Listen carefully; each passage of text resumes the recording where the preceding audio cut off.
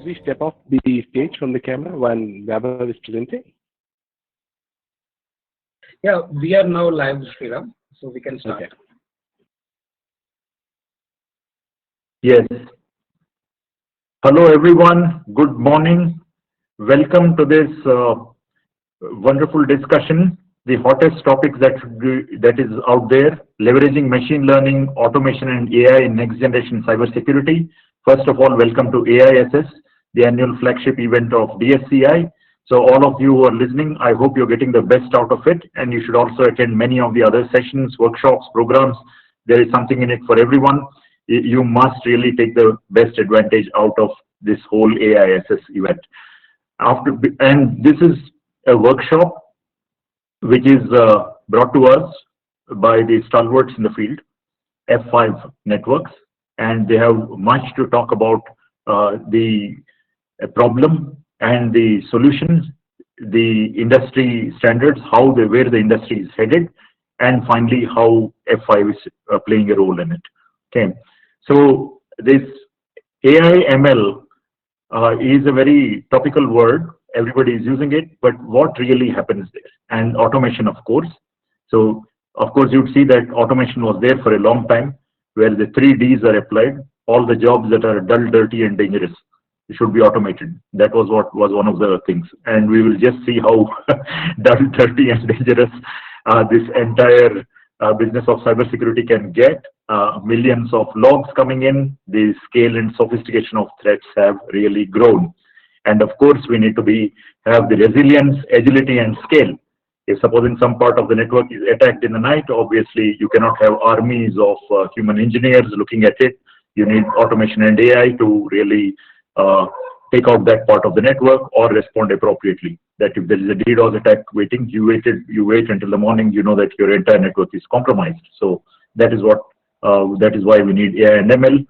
In order to establish what normal behavior is, and then of course find out what the anomalous behavior is, because it's all about anomalies. The hackers, it will be 1 in a million, the kind of hacks that will happen. Similarly, fraudulent transactions, they will be 1 in the whole. It's like finding a needle in a haystack. Okay, so with those introductions about myself, I am Dr. Sriram Birdavolu from DSCI. I head the Cybersecurity Center of Excellence, and very excited to introduce today's speakers. Okay, so Sai Kiran and Vaibhav Khandewal, who will be representing F5 Networks and talking about the solutions that are there, the problems and the solutions. And later we have a very good panel discussion. You really would not want to miss it. It has Mr. Dhananjay Khanna, CISO of SBI Cards, Ambrish Singh, Senior Manager IS Information Systems in Flipkart, and Dharmendra Jam, Head of Public Policy at Paytm, Mr. Manish Tiwari, SVP and Global CISO at Airtel, and of course we would have Mr. Shanawaz Becker, who is the expert Principal Security Advisor from F5. Please stay tuned and do not miss the panel discussion. But first, a presentation from F5. I hand this over to Vaibhav and Sai Kiran. Thank you. Thank you, Dr. Sriram. Thank you for the opportunity to the DSCI team and all the organizers. I am Vaibhav Khandelwal, VK, and Sai Kiran, along with me, who's on the panel on the screen as well. Together, we want to take you through the topic of leveraging machine learning, automation, and AI. So, Sandeep, if you would bring out in the slides, then we can go through the presentation. We have done this in 2 parts. What we want to do is, first, Sai Kiran will be taking you through the broad trends, all the D3s, the 3Ds, like Dr. Sriram said, the dirty and dangerous things which AI and ML can be used for from a cybersecurity perspective.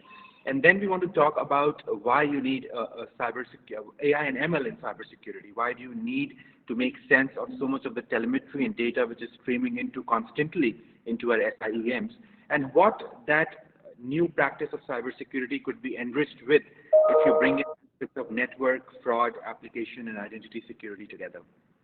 To make it real, to make it more tangible for our audience today, we also want to talk about industry use cases, industry case studies, what is happening in the banking and insurance sectors, what is happening in e-commerce, retail, and what do we see in airline and telco. The use case, of course, span across various industries, but we want to bring to you some data and some evidence of what we see, what is the learning we have had by being 7 to 8 years in this AI ML space of cybersecurity, and how you could bring in some of these aspects on your own by building a practice, or working with so many of the valuable technology partners which are out there in the ecosystem who can come in and then be part of your maturity model or journey to bring AI and ML in your cybersecurity plans. So we'll just wait for the slides to come up, and Sai will then kick off the presentation.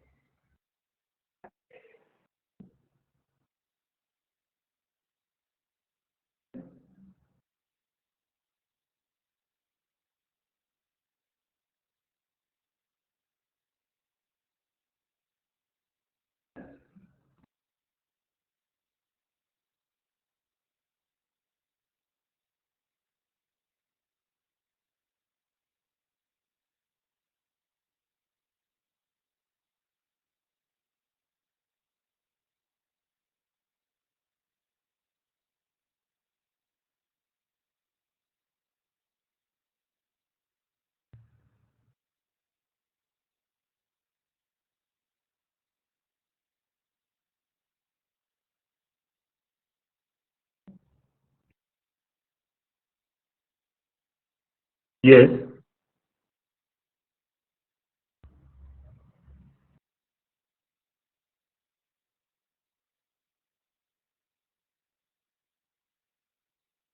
Srishti, you're running the slides.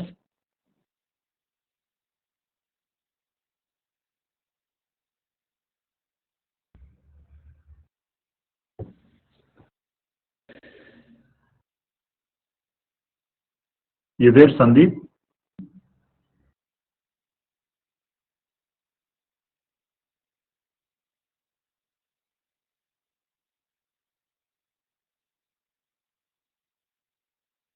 Vaibhav, do we have a last presentation? Because it's too large, it is not uploading.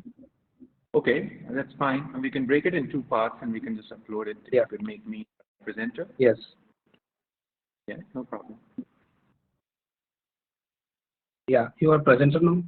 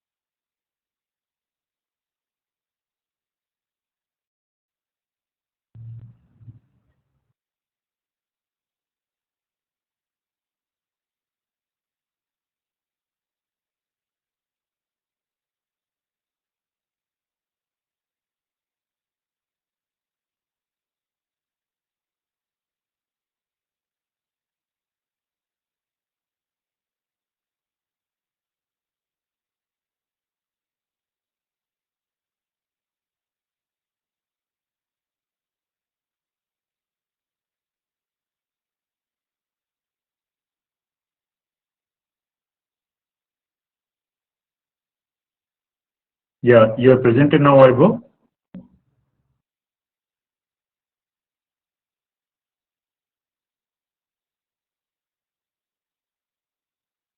You are on mute.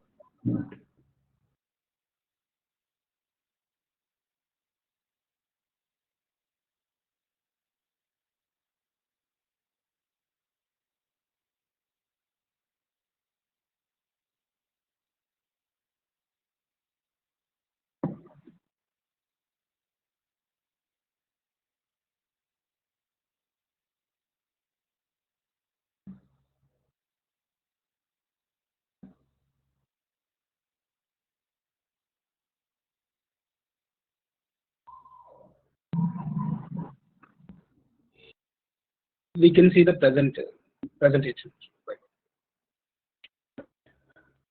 So let me start. Over Sure, to you, cool. Sai. Sorry about Murphy's Law striking, and back to you. No, no, absolutely. Thank you so much for the patience. Let me start with we're just talking about what has changed in the world of application fraud, and how we need to approach these issues differently based on how cyber criminals are approaching challenges, based on how defenders are approaching challenges differently, and then what we can do from a technology perspective in order to level the playing field as far as protecting these applications are concerned. Uh, so first realization that we should begin with is the applications have now become the center of our business processes. They really are the way our businesses actually interact with our end users, with the world as a whole, right? And what that means is that the data that we need to protect, and the processes which we need to protect the most, are actually embodied within those applications. So it's no surprise where these cyber criminals are headed to, because that's where where the meat of the matter is, and their energies are focused on. And as once it was asked to a famous bank robber, as in why does he rob the banks? And he said that's because that's where the money is. That's exactly where attackers and cyber criminals are going, is where their application is where the most valuable asset within the application is. Now, if you go to the next slide, we can. That's exactly the situation right now when we are talking about the online applications as well, where there is so much focus on the cyber criminals, on being able to defeat, defraud, abuse the security controls on online applications. And this, not more than 10 years ago, what we would see cyber criminals doing is just trying to exploit vulnerabilities within the applications or do simple type of scams. Now what we've seen is the ecosystem has changed dramatically in the last few years, where the cyber criminals are able to kind of access funds, are able to take privileges on the accounts, and it's because of the nature of the complex ecosystem on how applications are enabled. So today the main questions that we need to ask while securing these applications against fraud and abuse are the following, and those are on the screen. Two questions. Is the user who they say they are? And is their intent good or bad?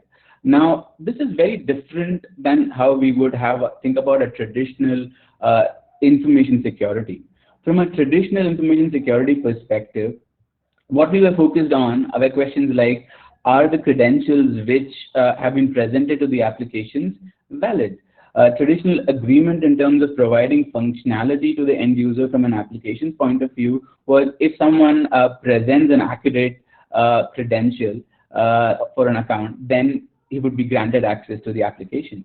They're going to be allowed in, and they're going to get all the privileges the account holder is authorized to, as the credentials themselves were the demonstration of proof that they are who they claim to be. So what this leads us to kind of get into a dialogue is, are these controls good enough? But that's not the case, right? But now if you look at that's no longer the case, and one of the main reasons behind this is because the fact that there's so much complexity associated with our online ecosystem. So if you think of you and I as application users, we typically have hundreds of applications that we have access to. It could be personal, it could be professional, business, and what that leads to is we have to manage those many usernames and passwords as combinations. And it's no surprise that what we end up doing is we start reusing our passwords. So when we talk about security issue, it's an inherent vulnerability that we as humans have, that to remember these many usernames and passwords, what we do is we start reusing our passwords. So when this happens, there's an unintended consequence for cyber criminals taking advantage of data breaches that have happened. And what they do is they take data breach information from a data breach on one side to be able to compromise security of a completely unrelated website. And this phenomenon, which has become primary source of frustration and the attack from cyber criminals over the last few years. And the overall theme that here is that the security controls are not good enough, where the data and the privileges associated with an account are embodied within these applications. What we need to do is we need to look for abuse that might be happening in those applications in a way that's still consistent with our expectations from a traditional InfoSec perspective. And to kind of expand on that, kind of talk more on the data breaches on one side, going and compromising completely unrelated websites. This is something that we have seen happen in the past, right? There was a LinkedIn breach that happened in 2017, I guess. There was a Facebook breach similarly, and these are Yahoo breach, which happened in 2013, and these are lingering information that's on the wild on the internet, where, I mean, we can call it dark web, but it's on the internet. People can have access to and create their own ways and means of how they can actually use that as an information to create attacks and other patterns that we see. Now, what we see is Shape is reported about, from a perspective, in 2018 alone, we saw about 3 billion credentials leaked. And the point is that this is kind of, we're seeing this increase over a period of time in 2020 as well. And what this kind of leads to is a discussion where the data breach from one side to the other, this has become, I mean, the attack that leads to the data breaches from one side to the other websites has become the #1 source of attack vector against online applications. And this, of course, is called credential stuffing. And this is very much become the #1 security threat that most of the organizations are looking at. And I'm sure you're familiar with the term credential stuffing, such that the search result of credential stuffing has also exploded as the awareness of this attack vector has increased over the last few years, right? At least from 2014, it's kind of gone up. And it's been named the most important security threat to deal with. But what is that makes credential stuffing fundamentally different than traditional InfoSec challenges, right?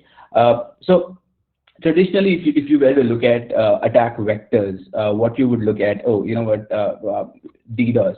And when you look at something like DDoS attack, you would know that you've been a victim of DDoS because the site has been taken down, which is something which is very visible and something everyone, including your end users who are using the application, are able to directly observe. Now, credential stuffing is fundamentally different from that. In fact, in case of a credential stuffing, the attacker doesn't want the site to go down. They want the site to be up and continue executing credential stuffing attack against the site, so they can take more and more take over more accounts in order to fund the downstream cyber criminal business that they're running. And this has been enabled through these mechanisms by taking over a subset of accounts on a regular basis. They are able to extract funds, steal money, and in a very reliable time frame for that matter. So the difference here in terms of comparing this with the common mindset of cyber criminals, how cyber criminals work, is that you don't have to be special for your account to be targeted, or you don't have to be phished for your account to be targeted. Like I mentioned, you simply have to reuse your password across multiple sites, and you can fall prey to one of these credential stuffing attacks. Now, how cyber criminals can identify which accounts are common across systems and which accounts are reusing the same passwords, which they've been able to steal money and sources and other sources from. So when they do, what they try to do is they try to take over as many accounts as they can. Because of the fact that this is such a reliable mechanism for cyber criminals, this has actually superseded the DDoS attacks, superseded malware infections, and other security threats in order to become the /1 security threat across industries. And this is the fact that every account system, every public internet-facing application, which has users and account system in it, is subject to these type of attacks. So you might think, why is it possible for cyber criminals to grab a username, password, and then execute the attacks? The answer is on your screen, because it's very simple. They can use multiple tools specific tools to kind of enable their attack patterns that they want to do by bypassing the traditional security controls that you have. Because what's happening today is cyber criminals are actually getting more intelligent, I should say sophisticated, in how they are replaying the attack, how they are circumventing the basic controls that we have put in place. As a matter of fact, on the left of the screen, you can see CAPTCHA bypass tool. CAPTCHA, as in I'm sure folks are aware of it, was Turing test was the first test in human evolution, which was kind of in computers, was evolved to kind of test the imitation game. They wanted to see if a human will be able to solve a and this was supposed to be a human who was able to solve a trivial challenge, and the computers would not be able to solve. But it's the other way around. In 2020, according to the Google study, what we see is the human solve rate has actually gone down to about 33%. I mean, obviously, it's the characters. All of us have faced this. We've entered multiple times a CAPTCHA and we failed entering it, or actually selecting the red lights or the signals or ladders or whatever in a 9-frame image box that comes in, and we've run into doing it multiple times. So it's rather than actually human solving it, what we've seen is basis the Google study is the machine learning using optical character recognition is able to solve at about 99.8. So they are able to use the AI tools to actually bypass controls that we put in, security controls that we put in to do any kind of multi-factor authentication for the user to come in. And like I said, and unfortunately, anyone in 2020, if anyone's using CAPTCHA, is doing the exact opposite because most of the criminals are able to solve it. That, along with what was on the right hand side, was more tools which we have, like Sentry MBA, which allows it allows the synthetic bots to behave or imitate being genuine users, and that also, along with tools that the CAPTCHA solving services that we have, those are very basic tools which typically bypass any kind of control that you put from a security perspective. Now, what that leads to is also, if you look at it, how attackers, as in how their mind works, is they use the path of least resistance. So when I say the least resistance is if they're able to actually attack on the web and get what they want, they attack certain endpoint on the web and get what they want, they will not try to bypass those endpoints and then do something fancy because they're able to get what they want. So as when you start putting controls on, let's say on the web, they will try to move over to the mobile app, then they will look for ways and means to kind of go into the application and understand logic. So the idea is, as you make it difficult for the attacker, the more sophisticated the attacker gets, because they see that there is more value behind in the application, and that's the reason why there are multiple controls in place. Now what we've seen is this goes beyond using synthetic tools. There are human sweatshops in different geographies which are also running these capabilities, as in there are people who are running the service rather than actually synthetic tools or bots doing it. So what we've done to kind of understand that is to make it more difficult for the attacker. And then what that leads to is the kind of automation that kind of goes in has a broad business impact across users and departments of an enterprise, right? And as security professionals, it is very important for us to be fluent in these impacts, right? So when you even start to think about frameworks to measure impacts, impact will likely be outside of security. This is an example, and then just to kind of take you through this, these are multiple types of impacts types of attacks which have different impacts, business impacts within, let's say, taking a financial service provider for that matter. And to kind of give it like a little more thought about and explain this, double click on that point, if an account takeover happens, that leads to an account lockout, that probably user is not able to log into the account anymore. And then the user would typically call the call center. So that increases your expenses in another department that the security team would have not considered whole idea is a control that we put in place would have an impact on another team altogether. So those are the impacts that we should look at. And consumers typically don't understand how attacks works, right? And will hold the brand responsible. Ironic, since consumer password reuse there is partially the heart of the problem, as in because they're using the same passwords is where these problems kind of stem from. And typically what it leads to is automation or attacks. We kind of talk in broad terms are bots. And bots, like what we initially spoke, are not traditional infosec problems. They are a form of fraud and abuse, right?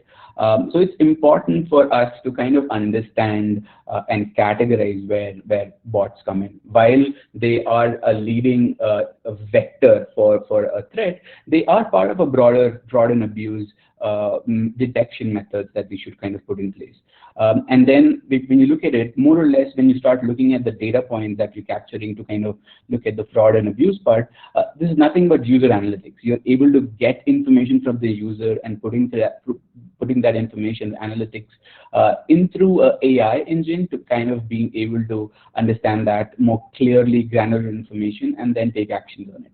So best form of such analytics actually leverages AI, and that is what we do at Shape as well, is we look at information that we collect from the users and put that across in our AI and model that for the customer traffic that we see, and then come up with security controls per customer for that matter. I like to kind of go a couple of slides forward, VK. So I want to kind of leave with an anecdote from one of the director of security, cybersecurity, that we were kind of talking to. VK, the next slide, please. As in what we see and what this kind of comes up from most of the conversations we have is a lot of the customers are already, or enterprises or organizations are already looking at multiple tools. And the idea is not to kind of convolute that and crowd that with multiple tools, and the team's just looking to tune the tool that they're using. Rather than actually need someone who's helping them fight these kind of attacks and improve the security posture. And that actually led to how the Shape product or solution kind of evolved from being a product to leading it to being a service. So how Shape actually evolved is we are now, it's a completely service-based offering and an outcome-based service offering that we lead with. And this is the trend that we see will happen and come across the industry as most of the organizations will look for more of outcomes and not more of tools, because it's 100 tools to kind of solve one problem. It's more of how do you actually solve that outcome is what you should look at. And typically outcomes, when you talk about outcomes from a security perspective, are not just security, but the impact of the business. How does it actually help in slashed losses to the fraud and abuse? How can you have a better application performance and uptime? And overall, how can you measure cost savings for application delivery? Right. So with that, I just want to kind of hand over to Vaibhav so that Vaibhav can actually take you through what Shape is doing different and how are we driving more outcomes for our customers. Hey, thank you, Sai. Thank you for the insightful opening and for taking us through some of the challenges which organizations are currently facing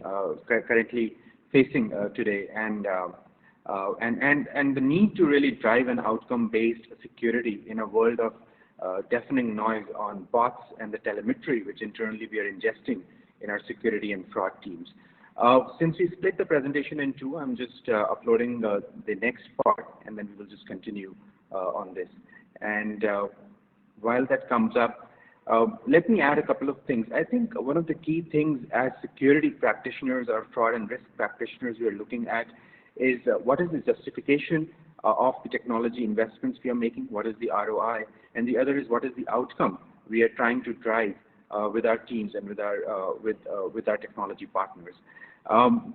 And with that, we want to focus on that. We want to focus on solving the talent scarcity problem. If there are a lot of young people on this DSCI webinar, congratulations, you've chosen a great field.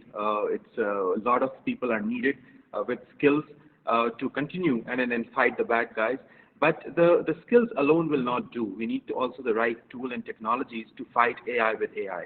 Some of the screens which Sai shared, and I don't know if they got your attention, it's essentially AI tools which are available on the wild, on the dark web, which can be used, which can be weaponized to target mounted attacks. And sometimes we have the visibility in our organizations, many times we do not. And the current challenge really is that a lot of our security tools are point solutions which are specific to certain problems we are trying to solve. We may have our DLPs, our network security, network visibility, which is catering to the network team, which is looking at the network logs which are coming. We have our fraud and forensic teams, which are looking at maybe solutions which are giving a pattern of how users are coming. They're getting a score. They're getting a risk-based assessment of the kind of transaction which is happening. And then we have identity and access management related issues, both internally for our employees, what we're trying to do with Zero Trust, where the inside is the new outside and there is no perimeter, but also in terms of identity of the users coming in, identity of the devices which are trying to log in from outside our perimeter, and are they laced with any malware or any kind of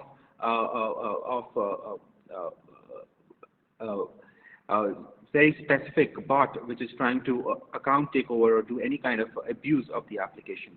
And a lot of times you don't have this visibility, this kind of telemetry ingested in a single SIEM to make a dashboard and make a real-time stop of a fraudulent transaction or a fraudulent activities which is going on. And what we see with the Shape acquisition of F5, we feel that irrespective of the technology you use, irrespective of the partner you have, you would need to stitch these different silos together. And that brings me to the big point around convergence. A lot of big innovations happen around us and are happening around us because of convergence. If you look at the iPhone itself, what many of us are using, the smartphone, it is really an idea which came in from convergence, bringing the telephone, the email, the camera, everything together to create a device which, if you look at 2003, 2004, we didn't believe it would take on the world the way it has today. Similarly, a simple example like ride sharing, right? Hailing a taxi on the street remained the same from 1950 till maybe 2010, 2012. But it changed suddenly when you applied the same parameters and overlaid technology on top, and that convergence brought in a very different, superior outcome. And we see those examples of business models, those examples of technologies now coming in enterprise way as well, be it the SaaS solution you're using to manage your deals, track, or manage a lot of your HR requests. The same thing is needed in ways in our fraud and risk and identity space. So I'm talking a little bit about convergence around fraud, risk, identity, and application security.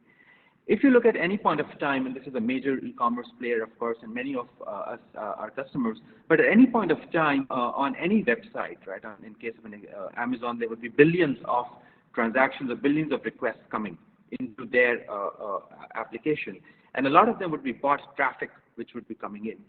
They would, of course, have visibility. Many of us who are running B2C applications may or may not have the visibility entirely of the traffic we are sizing for. Or even if we are doing marketing effort, are we doing A/B testing for humans or for bots? Are we really creating a user experience based on the right users coming in? We may or may not have visibility. And those bots which are coming in are adding load to begin with into your network and sizing. As you go along on the user experience, and as users come in and then start to look at what they want to buy, there are scrapers. These are bots who are just looking at pricing information. From a fintech ecosystem perspective or banking ecosystem perspective, you may be having scrapers which are competitive, looking at your rates. If you're an insurer, they may be probing your algorithms about pricing of what you're doing as an offering you're building, and maybe just trying to undercut you by 2% or 1% or 10% to create a better offering compared to what you are putting out there. And we see this time and again in the e-commerce space, where bots use scrapers to look at your pricing information, and they're bringing in traffic which you may not have visibility to. And scrapers would not be in billions. They may be 1/10 of the traffic which you are seeing coming into your environment. But let's look at the user journey. As the user goes ahead and they're trying to identify or do a checkout, it may be tens of thousands. One in maybe 100,000 transactions could be a fraudulent transaction coming in. But like Dr. Sriram said in the beginning, how do you find that needle in the haystack? Is it exposed after the user says my card was wrongfully charged or the parcel was delivered without having the right item in it? Or can you track based on behavior of users coming in? And that's where AI and ML comes in. When we look, or when any technology looks at AI and ML, there's a lot about behavior of the user coming in, and I'll be talking to you about it just now. And then, of course, as more and more credential stuffing happens on any website, like Sai mentioned, real users get out. They may be coming into your call center, they may be coming into for password assistance, and all of that is additional request or additional operational overhead. The reason I want to give you this example is because it brings in concepts around network security, application security, fraud, and identity. And these are disparate different teams right now sitting across different environments.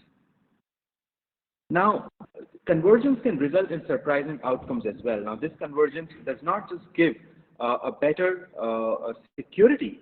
We believe convergence would also give a better customer acquisition and better user experience. If you know who the bad guys are and can stop them, and if you really know who the good users are and can increase their session time, can make sure that they can actually check out and then complete the transaction, or give them 1 week or even 30 days of session times, because you really know from the device ID and binding the user to the device that this is the real user, you can achieve surprisingly great efficient outcomes. And one use case, for example, is your own agents which are in the field.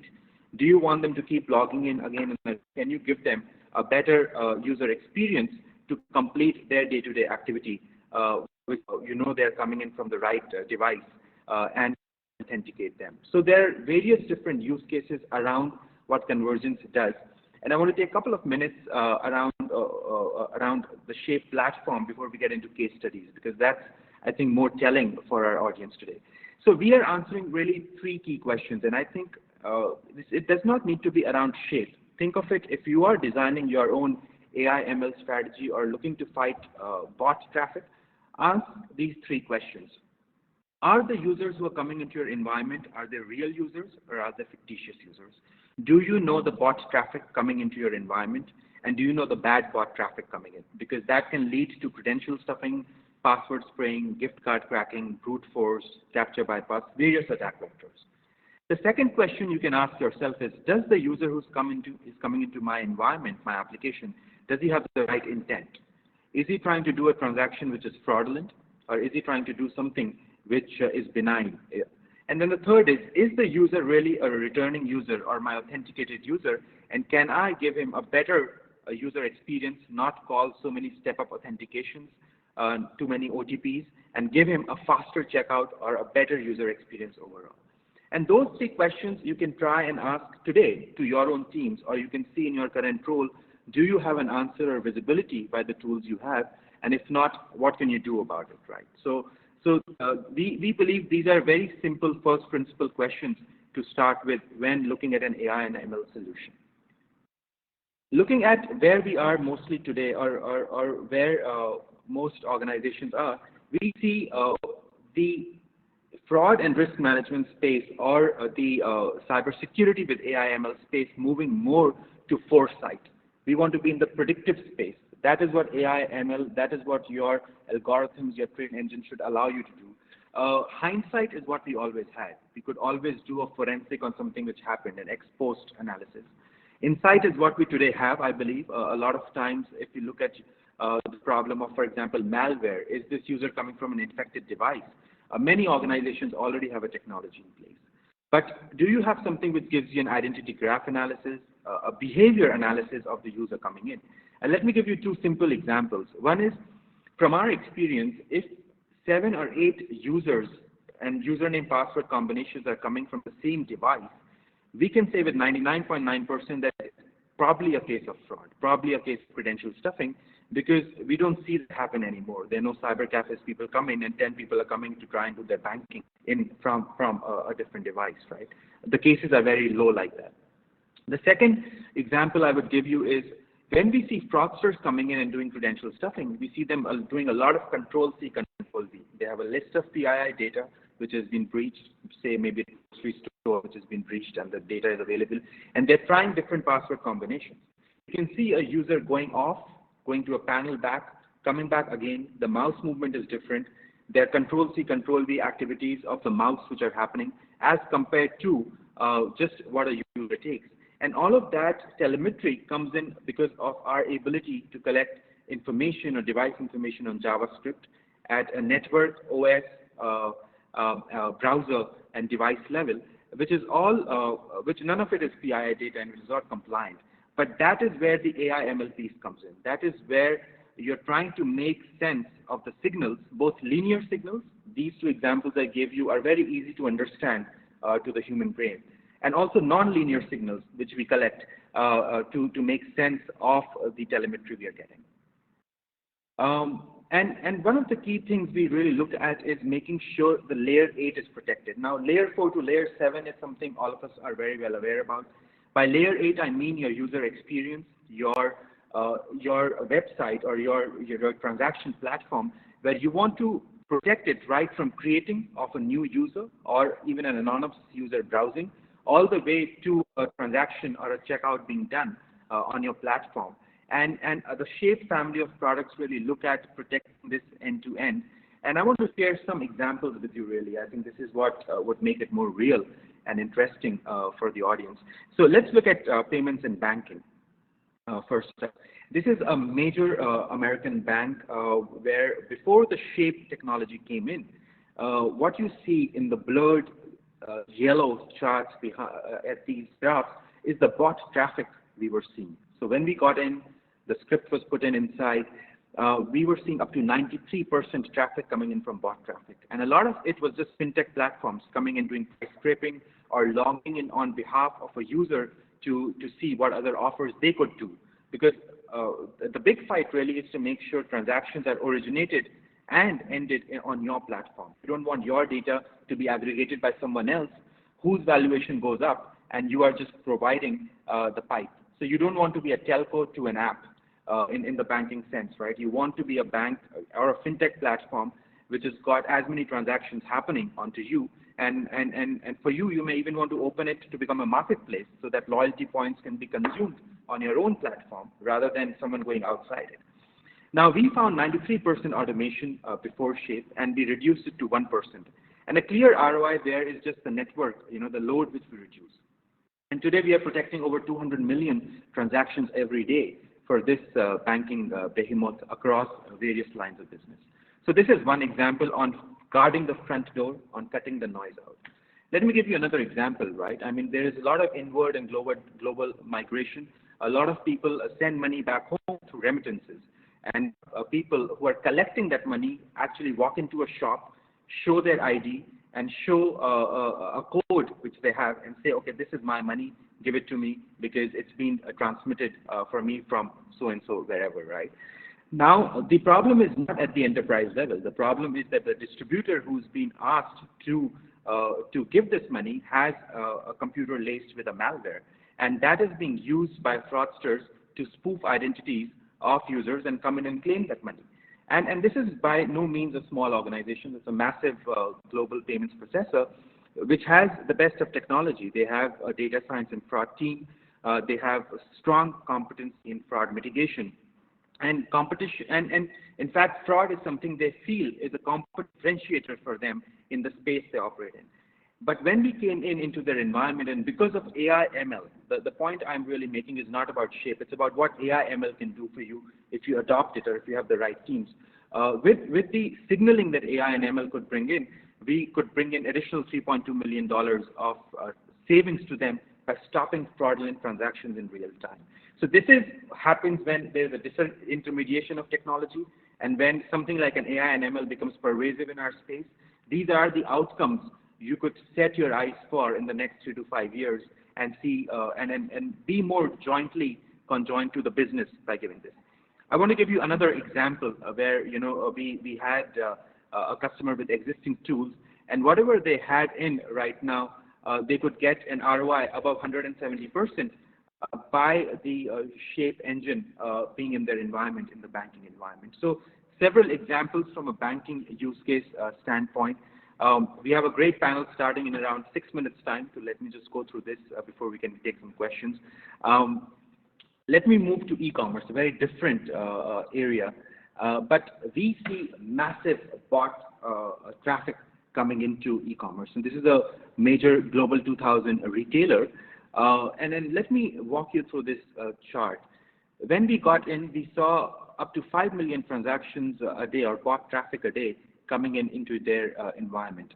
Now, in our observation mode, we were just looking at the bot traffic, and when we start going for mitigation, we see the bot traffic coming down, but we see retooling of the bots. Yeah, they're changing their scripts, changing their attack vectors, and coming back. That's the red chart, you see that.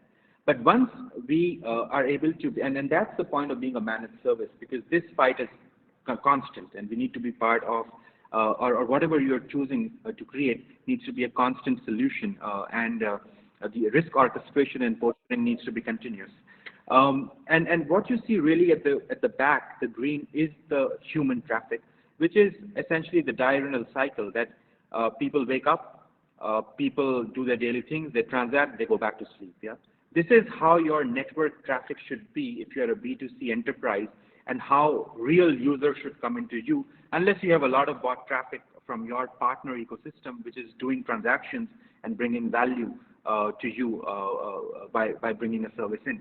But the human traffic would look something like this, not like the big spikes which we see earlier. And this is what we were able to bring to them, and a continued efficacy over a period of 18 months. And this is an important point, because many of us may have a bot solution, we may even think it's a DDoS solution we have, or we may think we are secure. But we find that a lot of the loss which happens in terms of monetary loss is actually at the last mile. The last 10% of the bot traffic which we were able to mitigate actually resulted in 80% of the savings with the dollars they were losing. So the bot is a very sophisticated attack vector, and while you may have a solution which is good enough, you may still be seeing losses which you cannot make sense of. You have a sense, your gut says something's wrong, but you can't point your finger really, because the visibility is not there. And then that's part of the problem, that a lot of this problem falls in the quadrant of you don't know what you don't know. You just don't have this kind of visibility of the traffic coming into your environment to be able to give that ROI or build that business case. And in the last couple of minutes, let me just take you through, again, a very interesting use case in the airline and hotel space. And we see that in ticketing. We see that across, you may be a travel aggregator, you may be an airline, you may be also a ticket provider. And data really is gold. I think someone said that earlier, that data is what everyone's after. But the use case here, or the challenge for the airline, was that planes were flying without people in, but users could not buy the ticket. You see the dichotomy? The plane is flying, but the tickets can't be sold because someone is squatting on the inventory, and that someone is really the bot, which is there, right? So we were able to bring visibility into some large airlines on how price scraping was happening, how competitive bots were being used to just squat on their inventory till the last minute, or how aggregators were buying tickets upfront and then selling it at 2 or 3 times X markup from their environment, right? So we see these scenarios being played out time and again. And 2 key things which were happening here was, one was credential stuffing. Fraudsters were compromising up to 1,000 customer accounts, and they were going after the frequent flyer miles in this case. And the loss here was, one, for the airline to reinstate the miles for the user because he's lost his miles, or they were fraudulently consumed. And second, the chargeback fees coming on credit cards, which were linked to those transactions which happened. And of course, a lot of others also were logged out, so there were requests coming into the contact center for step-up authentications. And then this is something we've been able to see and solve. So my point here really is that you can't fight AI and ML related attack vectors without AI and ML practice in your own cybersecurity posture.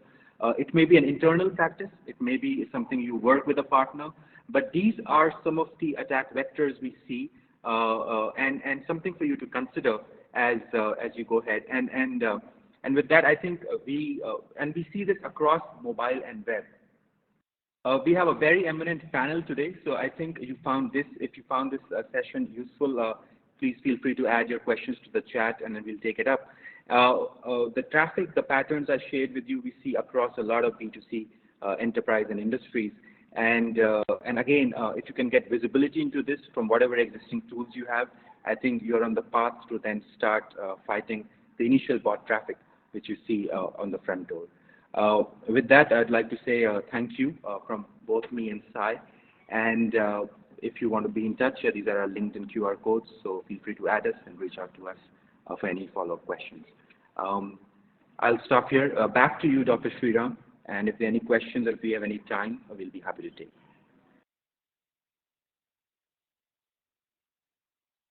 An excellent presentation. Thank you very much, Vaibhav and Sai. So that gives a comprehensive overview of how things are, what the threat landscape is, and what are the things that we need to be doing. Of course, we'll explore this more in the panel discussion because you will hear from the key people themselves in various different sectors, and we will be in a position to decide that which is the way we should be going, or what are the key things you should be taking into account while shaping your strategy, okay, and the solutions. So what tweaks do you need to make, or what are the fresh directions you need to start deploying your resources into? Okay, so with that, one of the things I want to tell here was that all through this discussion and the panel discussion, should you have any questions, please do not hesitate to post them on the chat here. There is a Q&A button right at the top right. So you can please post your questions there. Okay, and we'll be happy. So once again, this panel discussion is on the topic of leveraging machine learning, automation, and AI in the next generation cybersecurity. The focus area is anti-bot, anti-fraud, and anti-abuse. And of course, we have the speakers, the panelists, who are Mr. Dhananjay Khanna, CISO, Bharti Airtel, and Shahnawaz Becker, who is the Principal Security Advisor from F5. So on to the panelists of COVID, and of course, the work from home scenario. How do we see it transforming over the next 12 months? Why? So the basic thing here is that we will, of course, cover these areas which I had mentioned, which is DDoS, bots, fraud, automation, pandemic, reshaping of the threat surface, and the ransomware attacks, the UPI transactions, which have really indeed grown. In November alone, we've had $2.21 billion in November 2020 alone, and it is poised to hit 6.5 billion transactions in Q4 2020. Okay, so the entire spectrum of threat landscape, of course, covers many points, and it's all across, covers all horizontals and verticals. So from your point of view, how do you see the threat landscape changing in the last 6 months, and how do you see it transforming over the next 12 months? Over to Mr. Manish Tiwari. Yeah, so Dr. Sriram, if I'd like to take this on from the term, a very appropriate term used during the presentation, and that is convergence. Convergence is not something which is a new phenomenon. This started many years ago, where more and more services were basically converging into the digital landscape. What we have seen in the times of COVID, we've only seen an acceleration, a massive acceleration on in the digital landscape, not only from a worldwide perspective, particularly here in India. And a huge amount of push towards digital transformation by companies which hitherto was still not really there.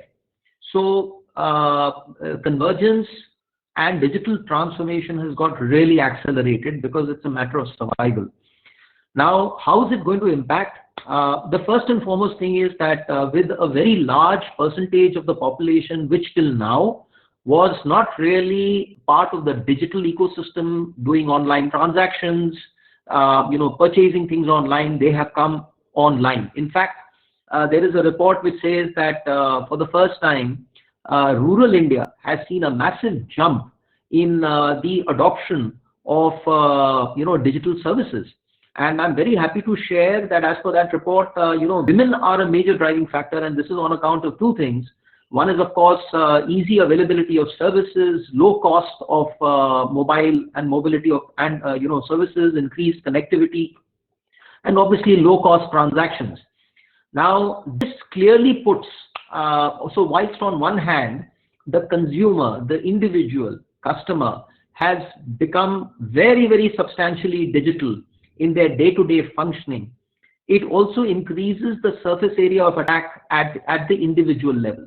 So I would say that an average citizen is more vulnerable to cyber frauds and cyber attacks, and we shall definitely see. One example in the FI presentation was stealing of mileage points, which is fine, but typically for frequent flyers are the upper strata of the consumer segment. The lower strata of the consumer segment are housewives or citizens, average citizens who are trying to basically purchase essential commodities online, maybe through a wallet, maybe through a credit card, which they may have recently acquired. This is that segment of the population which is very, very vulnerable now to cyber fraud through whatever base technologies, and they are quite susceptible, and many of them may end up falling prey to cyber frauds through very, very simple cases of cyber frauds. On the other hand, if you look at companies, a large number of companies have recently had a lot of security issues. In fact, in a previous talk, I did mention that there has been a 40% increase in the subscription for cyber risk insurance by companies here in India. So a large which were probably not very mature in their implementation of cybersecurity technologies and control are susceptible either to DDoS attacks or to their database, consumer database could be vulnerable. They could be very, very vulnerable to ransomware attacks, and we have seen a substantial increase in such attacks. Such companies, if they are not able to provide secure connectivity into their corporate environment, to their employees, then you also have a situation where their employees end up becoming the weakest link in the entire chain and could be targeted through very simple phishing attacks by hackers, and perhaps stolen credentials, along with the very weak access controls into the company environment, could lead to compromise of sensitive information. And of course, the third is, which is slightly more disturbing, is the compromise and the vulnerabilities associated with the whole supply, the supply chain management. If you see the recent SolarWinds, attack which has actually taken place, today this sets into question the basic aspects of cybersecurity and trust. Your systems, there is so much push in organizations to patch and update their products, their various OSs, and so on and so forth. But at the same time, if you cannot trust that supply chain, then what do you do? Because you might end up in fact, here the lesson that comes out is all those organizations which were diligent from a compliance perspective in updating, using updated software and patching their systems, probably have turned out to be the most vulnerable. And it's an irony that organizations which were not patched, which probably had a delay, are more escaped this entire thing. So you have to secure the supply chain. So this particular attack, which has happened through the SolarWind route, is very, very disturbing. And believe me, going forward, this could be the tip of the iceberg. And this is something, and this attacks the core fundamentals of cybersecurity risk management, because now with digitization, you have thousands of applications, you have thousands of third-party applications in any mature and large company environment. And if you cannot trust this basic aspect, this is like saying that I am buying a technology from one of the largest technology corporations, and I have set up a trusted framework for updating my software, and I end up getting compromised because of that. So there are some fundamental aspects of cybersecurity risk management which need to be addressed very, very quickly. This to sum up, this whole COVID crisis has only pushed us more towards convergence, more towards digital transformation, right from an enterprise up to an individual level in this world. And this is the time to address fundamental cybersecurity issues before we start getting more and more such cases as we have recently seen. So that is what I feel is the impact, Dr. Sriram. Thank you. Thank you very much, Mr. Manish Tiwari. Very well put, actually. It is the bottom of the pyramid. People who across the large digital divide who are coming into the digital space now. And actually, NASSCOM and DSCI are very delighted that COVID, the silver lining to that is a massive digital transformation now. And of course, these people need to be protected. Otherwise, we'll end up having more Jamtaras and Devgarhs and all this. And the bottom of the pyramid, people with their Jan Dhan, Aadhaar, E-Seva, and all the kinds of healthcare, agri-tech, all these services, they are the ones who need the maximum help. And of course, the top of the pyramid people are there who have taken to massive digitalization, but in tier 1, tier 2 cities. But these are the ones that need to be addressed. And it's a very good point how the threat landscape is really evolving. So the next question would be to Mr. Ambrish Singh of Flipkart, that companies are trying to balance the need for a smooth digital transaction journey with the necessary security, authentication, and fraud protection. That balancing act has only intensified in light of the pandemic, and which has seen a rapid increase in online spending. What is the best strategy to prevent fraud? So actually, digital transformation, customer experience, fraud, and advantage of automation, security, AI, ML, and RPA usage, that is robotic process automation usage in process automation, all of these play a role. And of course, you have all AI, ML tools now like UEBA, user and entity behavior analytics, and all which are playing a major role in bolstering the IDAM, identity and access management. So here, what is the best strategy to prevent fraud? Over to Mr. Ambrish. Thanks. As Manish said, actually, this 2020 we have seen bunch of attacks, mainly starting with the ransomware, then we see FireEye breach, then SolarWinds, then we had some outage on Google, and we don't know what was the reason. Okay. Now, it's important to understand what is the landscape. Being an e-commerce company and network with the geo push, now internet connectivity at the rural area is very relatively good, and people are connected to internet, more people are connected to digitization, and that is where the real challenge is. As a market, if we see the real market for the e-commerce, the next market is Tier 3, Tier 4 cities. But the education and awareness on cyber security for those folks are relatively low. Now, how to secure online fraud using the advanced best-in-class tools, automation, robotic processes is a big challenge.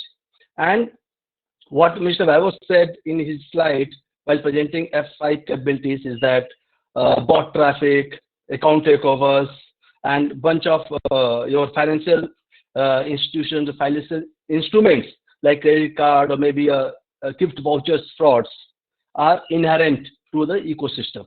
Okay, so we use power of AI and ML to give the insights what the user is doing and how to empower the business based on that. But at the same time, we take that input to empower and enhance the security of our platform. Because we cannot bring so much of friction into the customer's path or user path, so that it becomes difficult for him to come on board and shop online. So we have seen multiple frauds happening in multiple domains. We are using very heavily, dependently heavily on power of AI and ML. Like you take example, suppose somebody takes over an account which is very common, and you're not able to log in, and he is able to log into your account. Now, suppose you have got gift voucher in your account, so he cannot use that gift voucher because you brought the friction in there. Because if you step up the authentication, it will ask for the second factor, whether you are the real person who has this gift voucher or not. Now, coming to the bot traffic analysis, how to prevent that, we have a bunch of technology deployed, And it is important how the bunch of technologies are complementing each other to bring the real value and taking the automated steps to enhance the state of the security immediately rather than waiting for the reactive approach. You talk about we are integrating a bunch of logistic partners, and that probably at times logistic partners might become a biggest link in our entire ecosystem. So what is the logistic partner security strategy we have or a company has?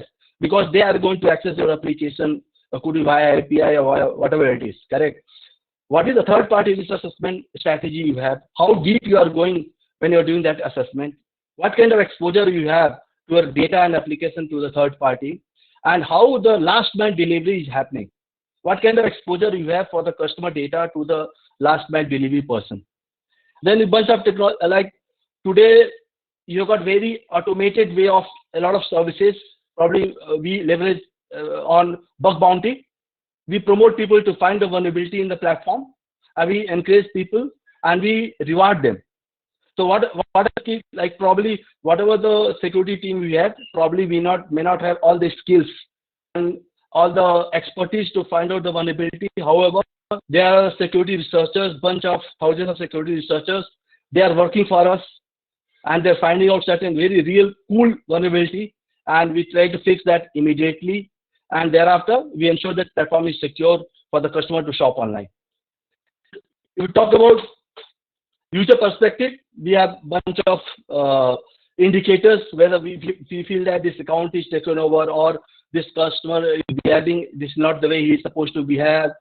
Those kind of behavior analytics, it is in place, and we take immediate steps to ensure that at times in very extreme cases we block that account also. We see that this customer has been time and again doing some which is not as not he is supposed to do, and then we cases at times we block it also because it goes to the level probably we cannot think of where that customer is linked to. And we work very closely with the other government agencies to share the information, share the intelligence, how somebody is working and somebody is shopping online, and how to ensure that such behavior is not performed on the platform. This is how, and we have dedicated team, something like the data science team. We have a bunch of data, and that they are churning the data to get the real value out of it and ensure that that value is utilized in the right way by using the latest technology. How to automate that? We use a bunch of RPA processes. If we talk about RPA processes in supply chain, seller support ecosystem, HR processes, which are very banded in nature, we try to automate that so that people and customer gets best of the services and they get continuously each and every time. Yeah, this is what. Yeah, sure. Hello, sorry, I was on mute. Okay. Thank you very much for sharing your experiences in Flipkart and the measures that you take to safeguard the business and to safeguard the customers and the entire flow. So, which is very important, a lot of learnings for people. So I hope all the people who are listening are taking notes, which they can apply. Okay. It's really not only about listening, but how much you take to heart and apply, right? The lessons which are there. You have all the best people. You can't get a better panel than this. So what they are telling is their words are worth their weight in gold. Okay. So the next thing I would like to move on to a little bit on this human factor side. Actually, Shan from F5 Networks, he can address this. What role does human labor form play in the fraud space? So basically, these bots, humans transactions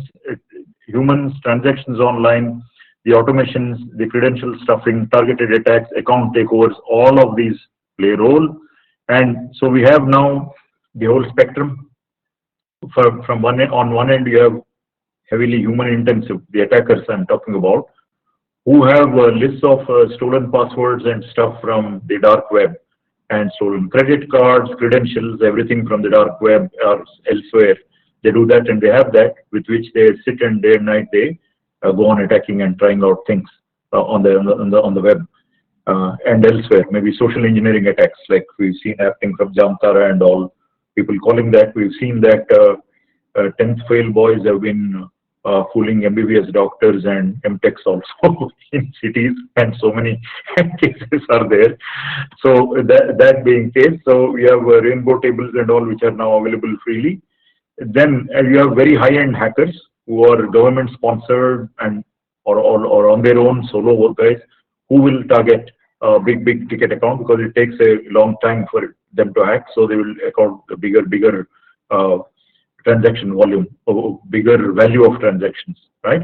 And in the middle of the spectrum, you have people who have hacking tools, whether out of the open source ones or the ones stolen from elsewhere, and using those tools, they can magnify their power a million X. Okay, so they don't need to really have essentially have as that much knowledge, but using a tool. For example, if you have a tool to crack passwords, the job would become much easier. So what role does human labor farm play in the fraud space? Shan. Yeah. Thank you, Dr. Sriram. So it's very interesting to look at this problem of fraud from the human aspect itself, right? But let's take one step back and look at what's happening in the world of cybersecurity.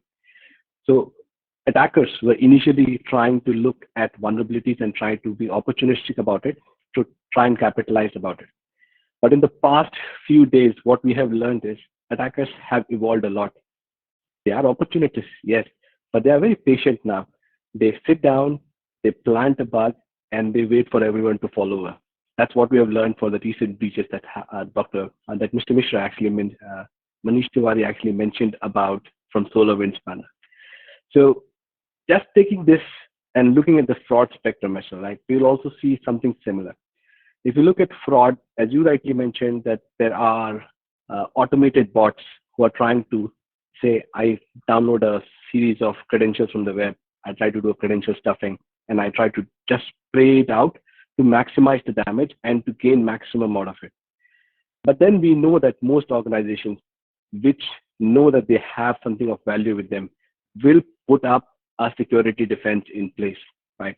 So as Mr. Ambrish mentioned, that there is data science, there are data scientists, and there who are looking into these aspects of how a transaction is being performed. And I'm guessing a lot of times these analysis could have things like behavioral analytics saying that, okay, what's the think time that the user is doing on the page? How long is he spending time on the page before he's making a decision? Are these decisions human-like or are these decisions fake? Right? So these are some of the things that we put in place to actually look out for the automation and the bad automation in particular. Right? So now the bad guys who are actually invested in this and they have a very specific target and they, by hook or crook, they want to get into your organization. That's when they leverage on human labor farms. Now, human labor farms, as we say, involves human. So when you involve human, the first thing that happens is if you are injecting certain kind of automation test, which is looking at rudimentary stuff like is your mouse moving or not, whether you have certain amount of think time on the page or not, those metrics will actually move a little bit because now there's an actual human involved in doing these transactions. But when these humans do these transactions, they will also leave some trail behind with which we can actually detect whether it's a good intent or a bad intent. So we have been seeing a significant uptick into these labor farms being involved in doing certain amount of transactions.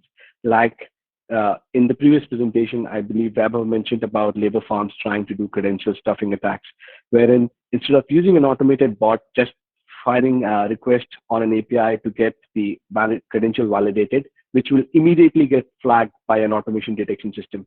We use a human, and the human keeps on circling through various credentials. And this cannot be detected by a simple JavaScript or a bot detection system. This needs a very good visibility into understanding of the patterns, right? So you will have a set labor farm attacking you, then the same labor farm might be attacking some other people. So these breadcrumbs or these trails of things that these people leave behind, right? These are very important to actually fight these human labor farms. So, and I see if you have anything of value, and that's what we have seen from the data that we've been collecting on labor farms, we are seeing that when there is something of value and it is of value to targeters or attackers, we will see human labor farms will come in, And if you look at cybersecurity, there's something called the David Bianco pyramid of pain, which basically tells you how a cybersecurity or guy needs to look into the problem. So at the bottom level is the most lenient way or most easy way of capturing stuff. So looking at things like your IP addresses or your hash and stuff. But as you move ahead in this pyramid, you will see that the hackers are literally sophisticated. So they would not fall into the prey saying that, okay, I know this black IP address, I will block it. It does not work that anymore because of the availabilities of free proxies or your own ability to actually set up a proxy on a free instance on AWS somewhere to actually bring this traffic inside to your network.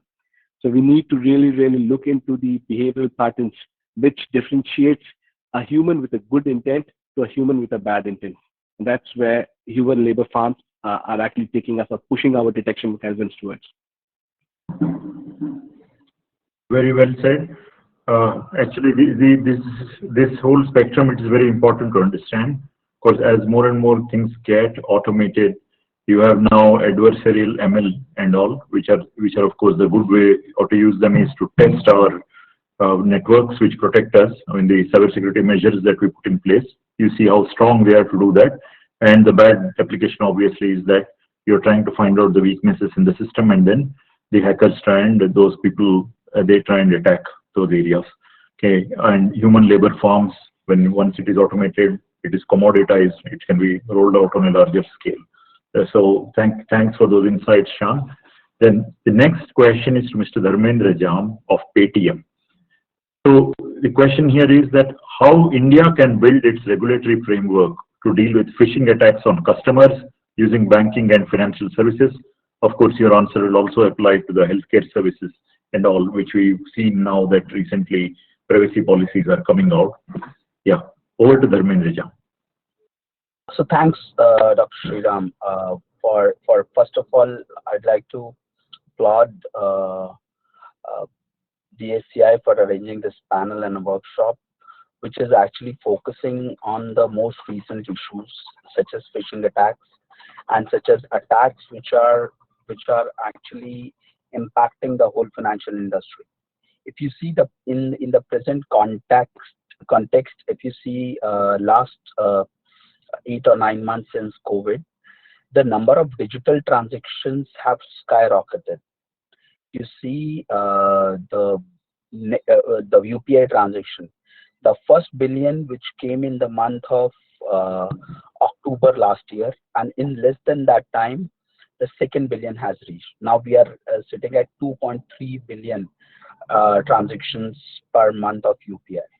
Now the answer is that whether it is increasing without impact the fraud increase, answer is no. So factual proof is RBI data, which actually indicates that the number of frauds on the digital payments instruments have increased in a same way, in a same ratio. If we see number of frauds per 1 lakh digital transaction or per 1 crore digital transaction, it has increased. So the ratio has increased. And now let us talk about the regulatory framework tools. I think if you are aware that Paytm, because of its brand, because Paytm is used by more than 35 crore users, so we were under attack by these fraudsters. The attack, you can say that you mentioned that, like Shalin mentioned, that the attack which was done by a group of structured entities and calling people like phishing attacks, particularly like Jamtara or all those things. So we have done in last 1 year, we have done tremendous exercise to restrict all these attacks, and that's why we have sustained in a big way, not only from the technology front, but also from the processes front. So coming down to the regulatory aspect, so phishing attack. So I would like to highlight one regulation that is in place and that is being implemented is TRAI for restricting the commercial communication, or restricting, actually it regulates the commercial communications which is sent to a Indian citizen. And so how, if you see your SMSs, your calls, how it can be restricted, whether DND which was brought.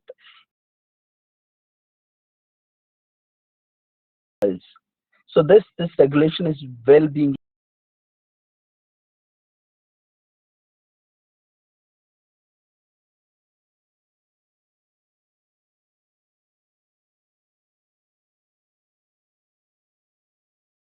or the commercial communication using this comprehensive framework which is being implemented. So which is excellent, and I am not aware that any of the other government, the way it has been studied, the way it has been structured, the way lakhs and lakhs of registered headers have been enrolled, and the way this whole regulated, it's a commendable effort by telecom service provider, by government of India, by TRAI to regulate the phishing communication, or this commercial communication, and reduce the phishing attacks. So I'd like to bring this attention that in next few years India may be the first country to control phishing in such a large way. It's not only restricting the SMS communication but also the voice communication. So that would be a tremendous achievement of our country in reducing the phishing attacks by implementing a lot of regulation and well tested regulation in country. It will be a case study for other large countries. So that is the point from my side in response to your question. Thank you very much, Dharmendra. That really sounds very heartening. It would be great if you can post the link here for people who want to read more about it. Okay, so that in the chat box. Yeah. So my next question would be to Mr. Dhananjay Khanna of SBI Cards. What are the latest techniques used by fraudsters to commit identity fraud? As we would know that this borderless infrastructure now, due to work from home and other factors in this pandemic, and also there has been a significant rise in online transaction because people are doing more and more transactions online.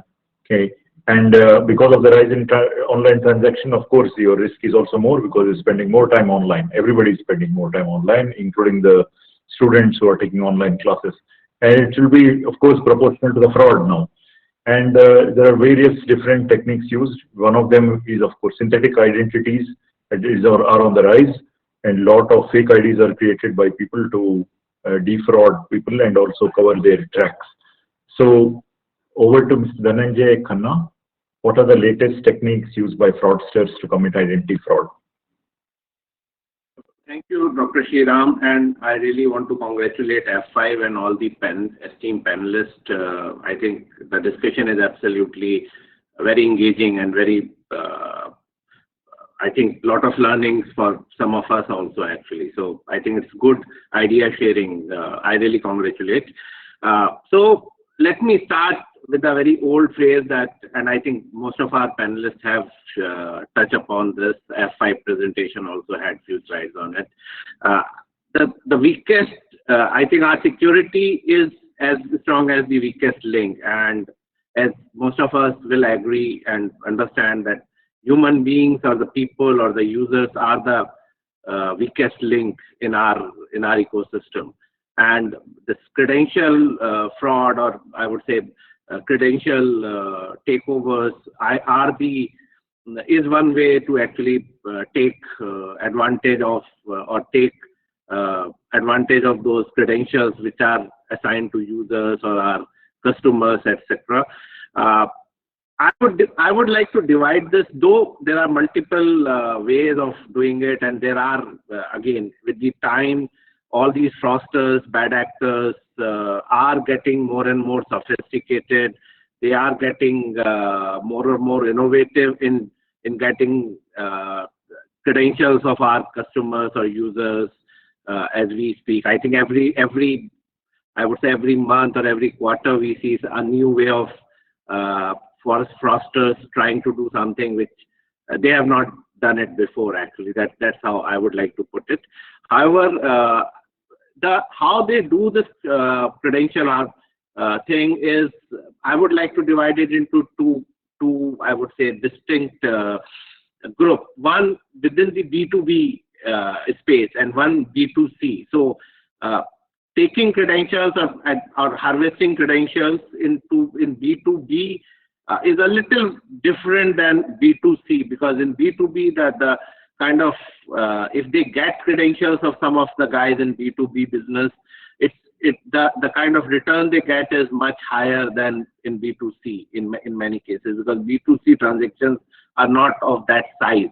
So in B2B, what we have witnessed or I have witnessed is the business email compromise is something which has become very, very sophisticated in getting the credentials out actually. So they do a lot of credential harvesting, and once they get hold of one or more credentials, they go into business email compromise just to kind of trick the other guy to transfer a fund or pay for a service in a different account, and which is for Fraudsters account actually. That's how this happens. In B2C, we see a lot of ways of doing, and currently I am part of a B2C industry in the card industry. What we see is doing like phishing, spear phishing, and doing SMS-based phishing, which we call SMSing actually. So sending SMS to our customers to kind of open a website or open up lookalike website, or sharing their credentials or their credit card details for getting some extra points, or kind of reimbursing their points, etc., etc.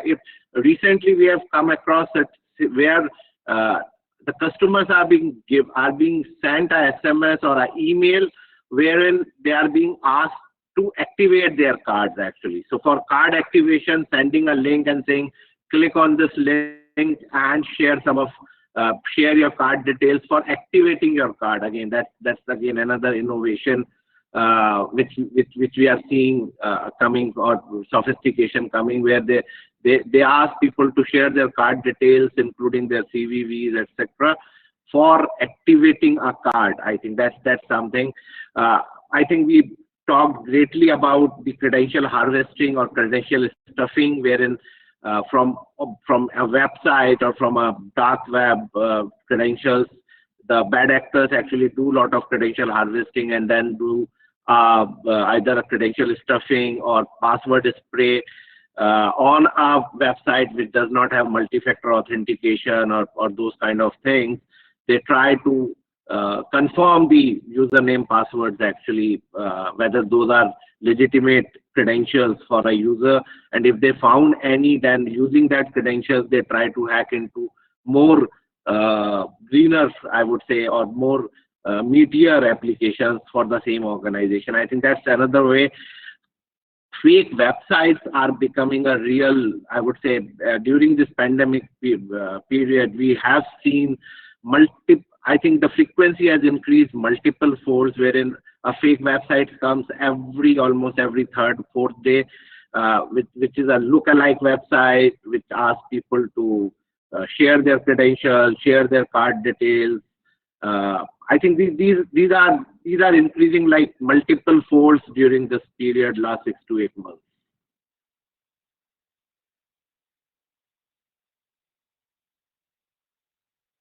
Mr. Sriram, Dr. Sriram, you are on mute. Sorry. I think you summarized it quite well. I was on mute.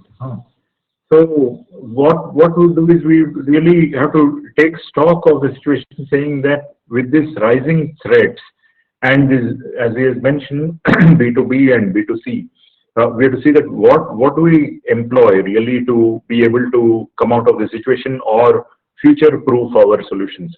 So that yes, you are able to meet the threats of today, now tomorrow also, how do we go about in meeting them? So with that, I would like to enter round 2, and we'll keep this brief round, meaning that the top 3 points, if you will, okay, in the interest of time. and we will go around the table once again with various different questions. So the first one is to Mr. Manish Tiwari of Airtel. How is dark web facilitating cyber criminals in their journey to commit fraud? As we know, dark web has Genesis marketplace. There are fingerprints, anonymity, credential stealing. There are different tools and techniques are available. Different types of threats are there, and of course, people are able to cover their tracks. There are tools there that you can buy for dangerous tools that have been bought out. In fact, even from NSA, they have been stolen from NSA itself, and then they have been put out there on the dark web where you can buy your Bitcoin. With Bitcoins, you can buy tools, and you can even build your custom-built malware. It is like almost like saying that you can build the vector and the payload, both of them. Like saying you choose your insect, you can choose the disease and then deploy it on your enemy, both of them. Okay, it's like that. So over to Mr. Manish Tiwari. How is dark web facilitating cyber criminals in their journey to commit fraud? So, Dr. Sriram, first is, there is always this perennial question about the existence of the dark web. The internet, as it has evolved over the last 3 decades, has been a bastion of freedom, has been a bastion of, easy accessibility, increasingly easy. It was not so easy and cheap earlier, but today it is. And the internet is also espoused as, a great leveler, particularly for a large number of enterprises, ecosystems, organizations, and individuals who may be not so powerful, or particularly when it comes to people living in not so free countries or societies. The problem is that it's become a catch-22 situation. If you try to put controls over the internet, then you can't do that without putting, so you try to control the dark aspects of internet, the not so good aspects of internet, for example, pornography, particularly, trafficking of humans, which is a very serious problem the world faces, and far more serious than probably some Bitcoin transaction. Child pornography, right? Unacceptable content. And then, of course, the other stuff that you have spoken about is, trading in, stolen information, stolen data, stolen credentials. So you can't start putting too many controls on one without actually impacting the overall freedom of the internet. Although I would, in my personal opinion, if you really ask me, probably as of today, as compared to earlier, there are a lot of controls. Now, the darknet is definitely, causing. Obviously, it is the place where hackers go for the sake of anonymity, for sharing, information, or for basically selling, data, selling tools. The trade, the illegal trade which actually happens, and frankly, if you really ask me, I don't have, I don't think anybody has, a credible answer to how a cap can be put on that without impacting on the overall freedom and access of the internet. This is the major problem that we are facing today. So if you try to control one aspect of the internet, you can't do that. It's like chemotherapy, right? You can't destroy the bad cells without destroying the good ones. And in many cases it works, it doesn't work. The risk to freedom, individual freedom, and access is simply too large. The dark web, unfortunately, what is going to happen going forward is that as the world becomes more and more digital, more and more individual and companies' data starts going online. There is more and more dependence on information systems. There is more and more automation which comes in, and automation cannot be driven without data. Data is the core essence of artificial intelligence and machine learning. The world will become more and more online. The world will become more and more virtual. Yes. And unfortunately, there are going to be problems. There is going to be stolen identities, credentials, rid of illegal material, and this will only translate into an increasing footprint of the darknet. So I only see that going ahead. And frankly, if you ask me, this issue cannot be addressed unless a global organization like the United Nations actually gets its act together, and there is a unanimity amongst nations on how to basically do one without destroying the other. Unfortunately, the world is very, very far from any single voice or any agreement on how to basically do this without the negative impact that it may have. Actually, it's happening. Many law enforcement agencies are coming together in Hyderabad. Of course, under the CCOE agenda, we held one with SCO, which is Shanghai Cooperation Organization, RATS, Regional Anti-Terrorist Structure. There is an organization based in Tashkent which tackles the three evils of extremism, terrorism, and separatism. And of course, a host of other things which, like you had mentioned, human trafficking and many other things which are happening. And law enforcement agencies are able to make headway, especially in many areas like this privacy laws and all these other things coming in. But in interest of time, of course, I'll keep that to another day. Now, very quickly, please, because we are really short on time, Dharmendra Jam on how organizations are adopting industry frameworks such as zero trust architecture. So from our learning perspective, at Paytm or at our group companies, so we have ensured that the data privacy is something which is of prime concern to us. Not only data privacy but also data localization. So in terms of zero trust architecture, particularly, we have built up our risk processes, and particularly, I give you some examples like Paytm or any financial services actually offers payment services or payment gateway services to many of the organization, new age organization, new merchants.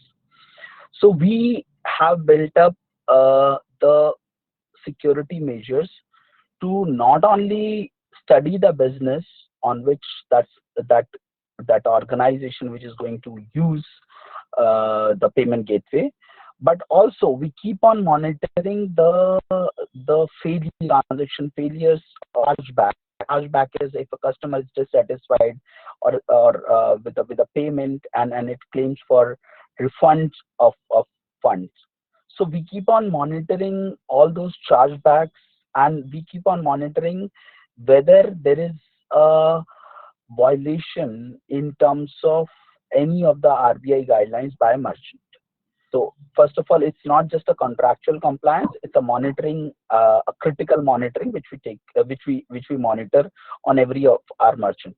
If you've seen recent incidents which has taken place where many of the organizations which were using or misusing rather payment gateways to charge customers in a wrong activities or for illegal activities which are not allowed in that particular state, then it actually brings responsibility of all the financial services providers to actually ensure that none of their payment systems which are payment services which are offered to any of these third parties or these merchants and which are doing which are doing these malpractices and charging money from customers in any illegal way. So we are very critical in terms of any such engagements, any such business relationship. That is part one. And part two, also internally also we are very, very critical in terms of data sharing internally to the employees also, because it is the data leakage is actually a major concern to a phishing attack also. So if a person is calling someone and claiming that I am employee of this organization and I am employee of this, So in our case, if India has 60 crore mobile phone users, and India has 35 plus crores Paytm users, so there is a hit ratio of in every 2 calls, one would be a Paytm user. In our case, this is not the scenario, but in other scenario, if there is a targeted phishing attack due to the data leakages within the organization, that has to be restricted, and at none of the service points, none of the service delivery points, the data is not required to be shared, and if it is required to be shared, it has to be very, very in a strict manner, and we actually do it using a dashboard, and it's not like the sharing of data or mass data or bulk data access is very, very restricted. So it's only the concern channel through which it is maintained. So many practices have been implemented at Paytm, being the growing organization in terms of financial services. So that is it from my side, Dr. Sriram. Sure. Thank you. So basically, analytics and internal controls should be very strong, including DLP and all those things. Hope everybody has taken note of that.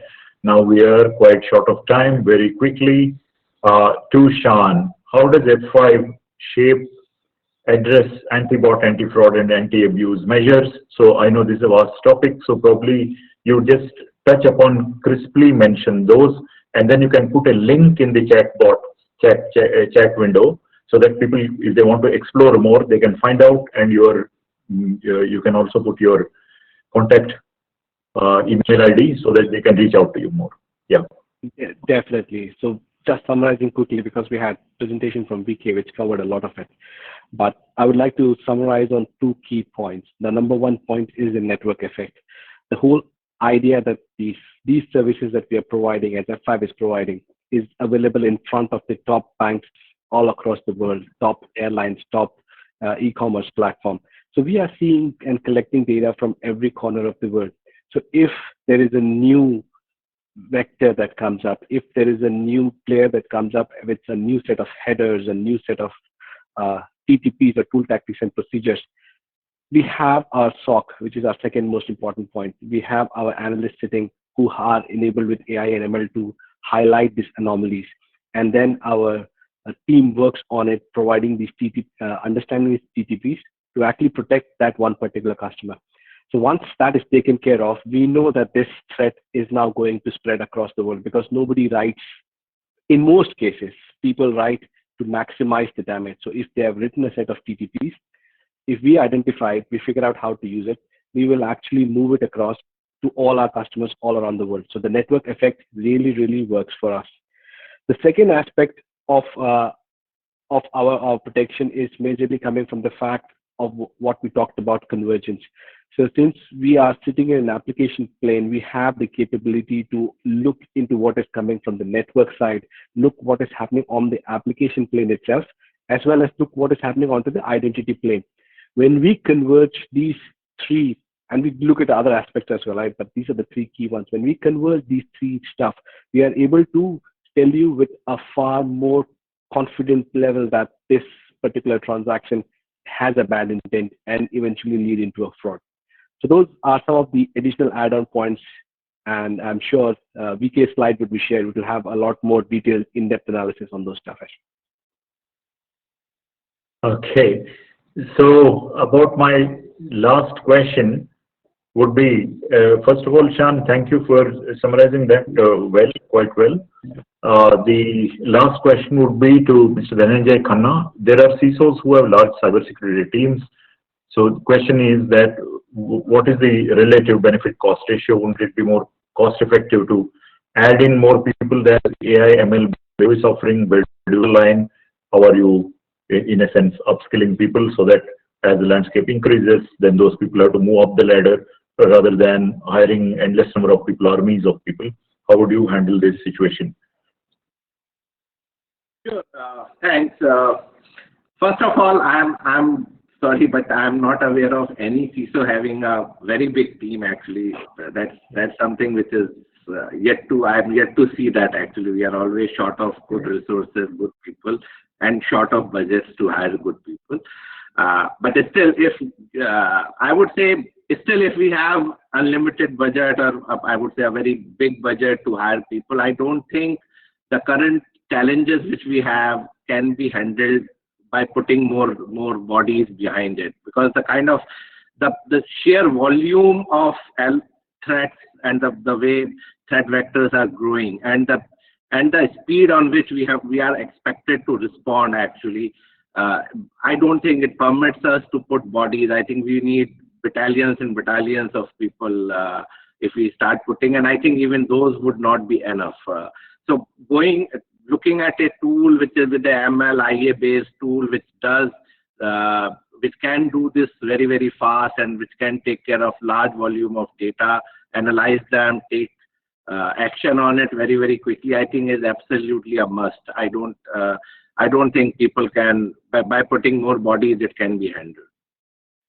Sure. Thank you. That was a very good point. And so, of course, before I move on to the questions, wow, a lot of questions have come in here. Okay, so I would like to move, before I move on to questions, I would like to briefly summarize. I think we have touched upon a lot of points, but I would put it at the top level. When you talk about people, technology, and process, to that I would add a fourth pillar, which is Intel. Okay, because it is not as if you can buy a new firewall every year. Okay, you can't keep buying technology or product every year. You can't go on adding people, as Mr. Sanjay has put in. Okay, processes also there's a certain limit to the scale and complexity that you can go on adopting. So you would have to add that Intel also coming in, and the existing one should be managed. In that manner, you can also future-proof your solutions and also make your entire ecosystem more resilient and agile, okay, and scalable. So these are there. So of course there are a lot of areas that you touched upon. In fact, a lot of brilliant points here. So which are there. Now I'd like to move on to the question. Okay. So we can decide to take. Anyone can take the questions. How effective will be AI in detecting and mitigating threats? Okay. Who would like to take that? John?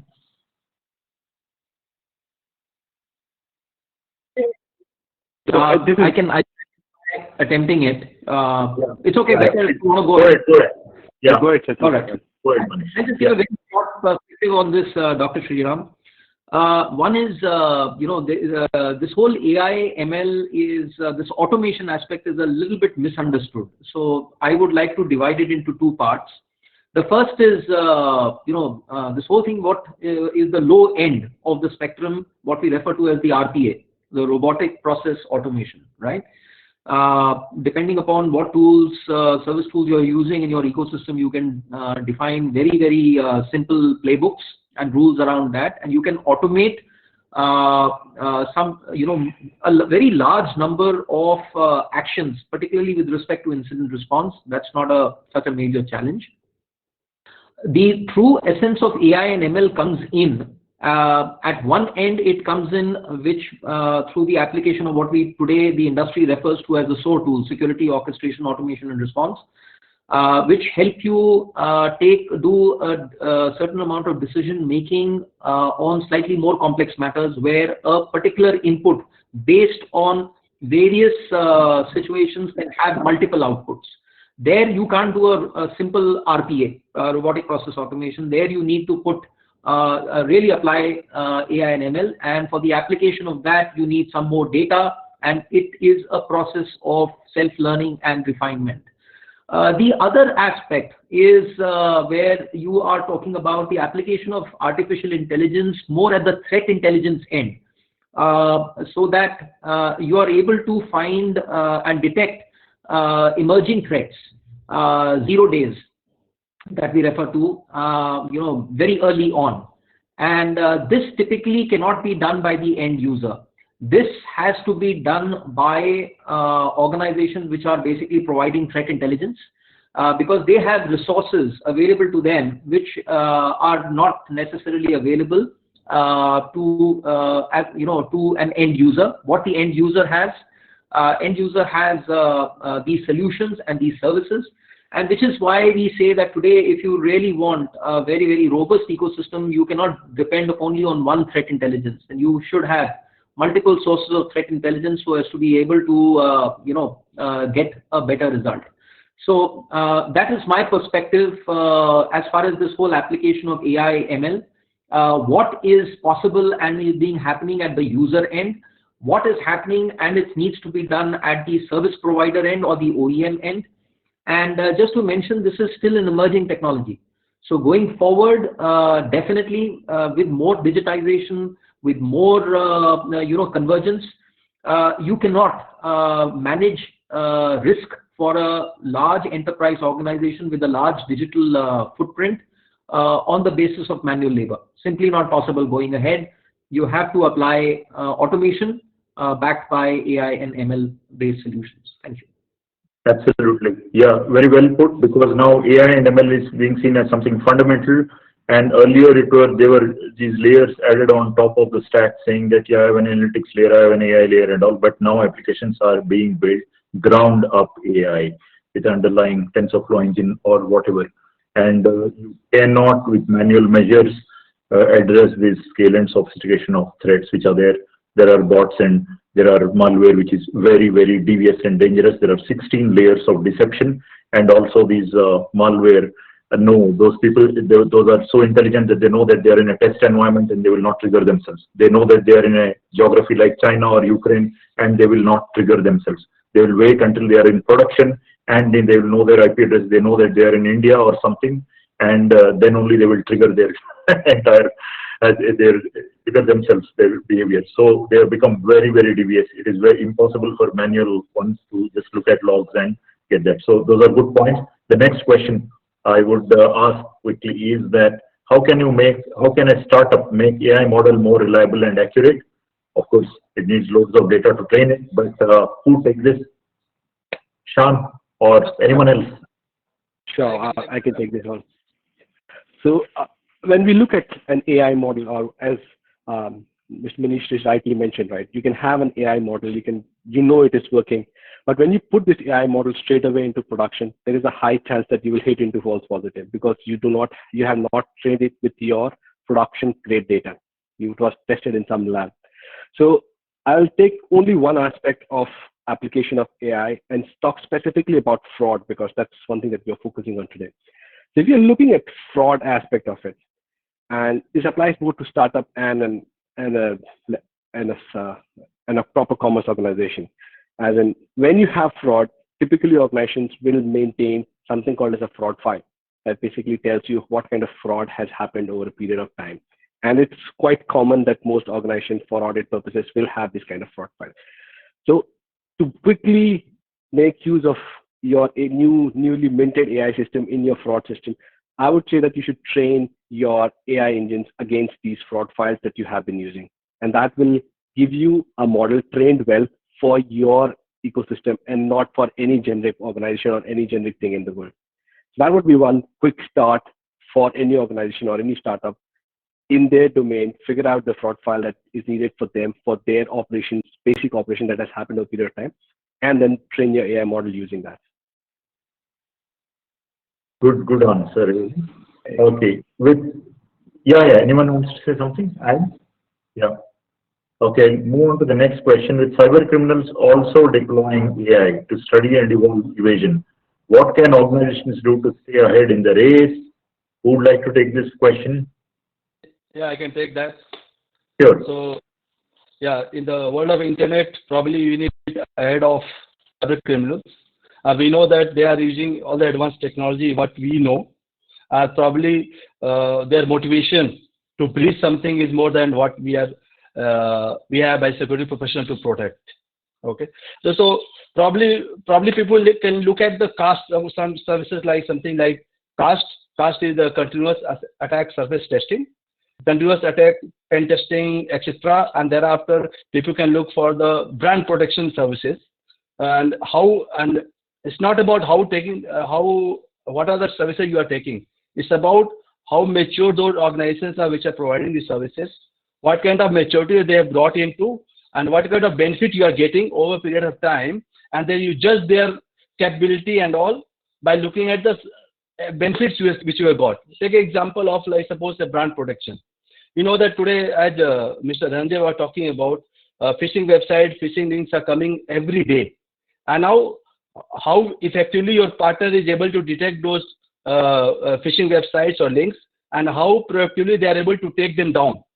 How well they are connected to the domain service providers is more important than identify them.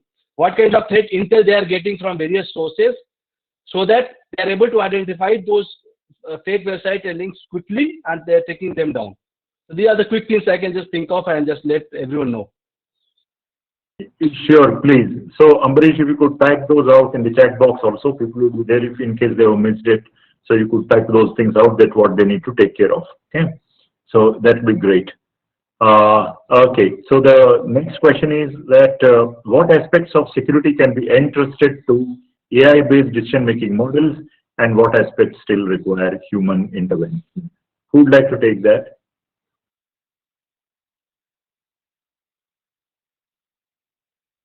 Okay. So, Okay. yeah. We can take, I Go can ahead. take it as well. Yeah. So Yeah, go ahead, what we're talking over here is what aspect of AI can really be used for security, for actually denial and stuff, right?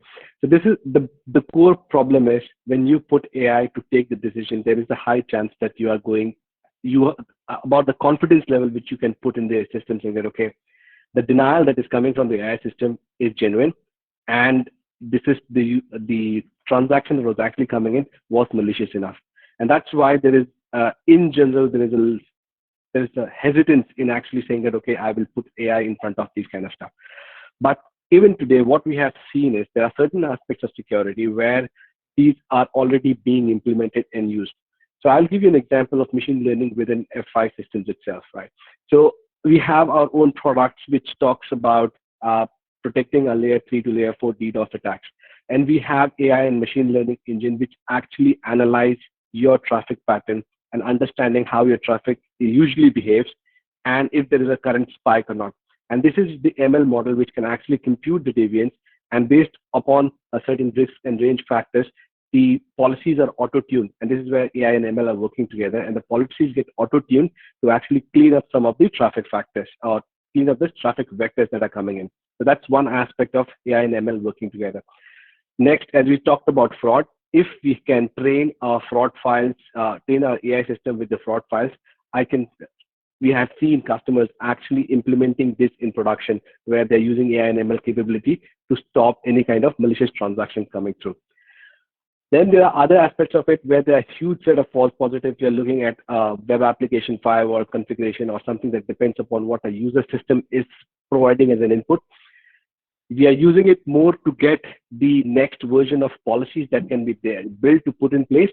But I am still seeing hesitance in automating the whole process of, okay, this is a new set of policies, let's put it in production.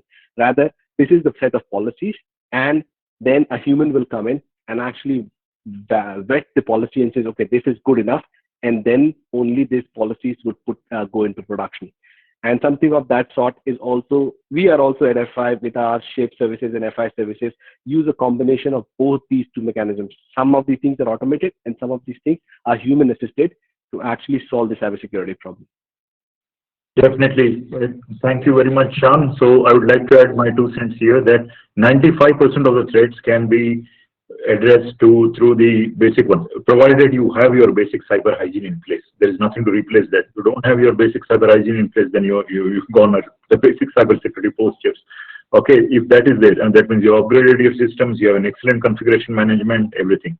If you just left ports open and you're done, or I'm not upgraded systems, you're always prone to attacks. Now, the thing is that 95% of the attacks can be warded off with basic ones, that means signature based. Okay, systems which are there, and then the 5% of the attacks would need, the sophisticated ones would need AI ML. So it's a combination of the two. You have to marry the two in order to address 100% of the attacks. And because 0-day attacks, the signature based ones cannot stop because they are new ones. So these behavior based ones, AI ML, because please understand, AI and ML does not come free. It has to process a lot. It hogs a lot of processing power and does a lot of these things. So the combo of these kind of solutions that are being built today, which will really address them. Okay. and the threat intel feeds and all the basic cyber hygiene which I had mentioned. So the next one would be that what have security teams learned from their AI deployments? Very generic question, but top three. So probably they should not go to Khan, but someone else who is deploying security teams, and they can tell about the effectiveness. Okay. So what have security teams learned from their AI deployments? Who would like to take that? Yeah, I'll just very quickly, in the interest of time, Dr. Sriram, we have implemented, most of the technologies that are there, including a very high level of automation, in our environment. We are a very complicated environment in Airtel, and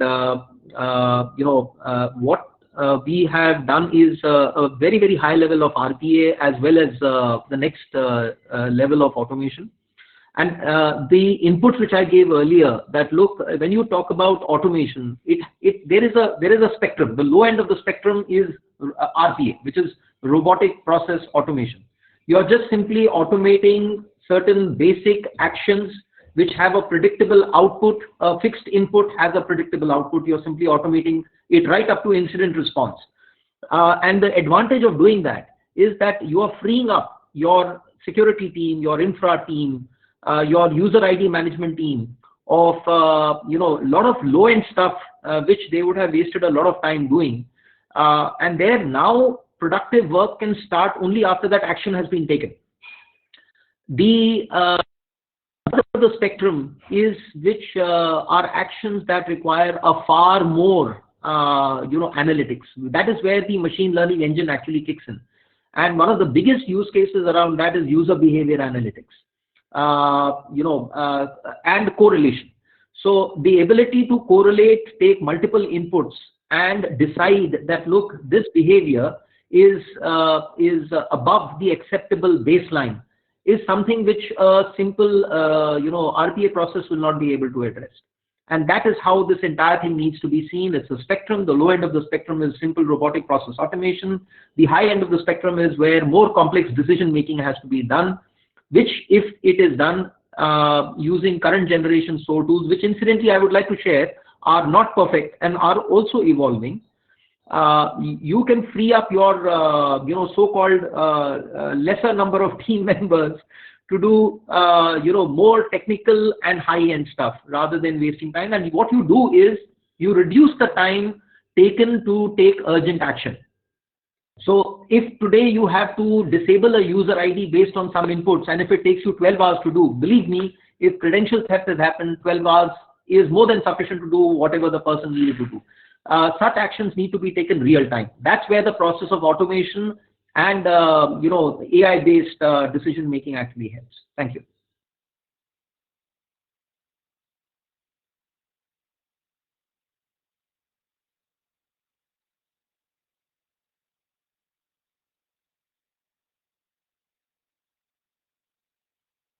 I see Sriram going out of the.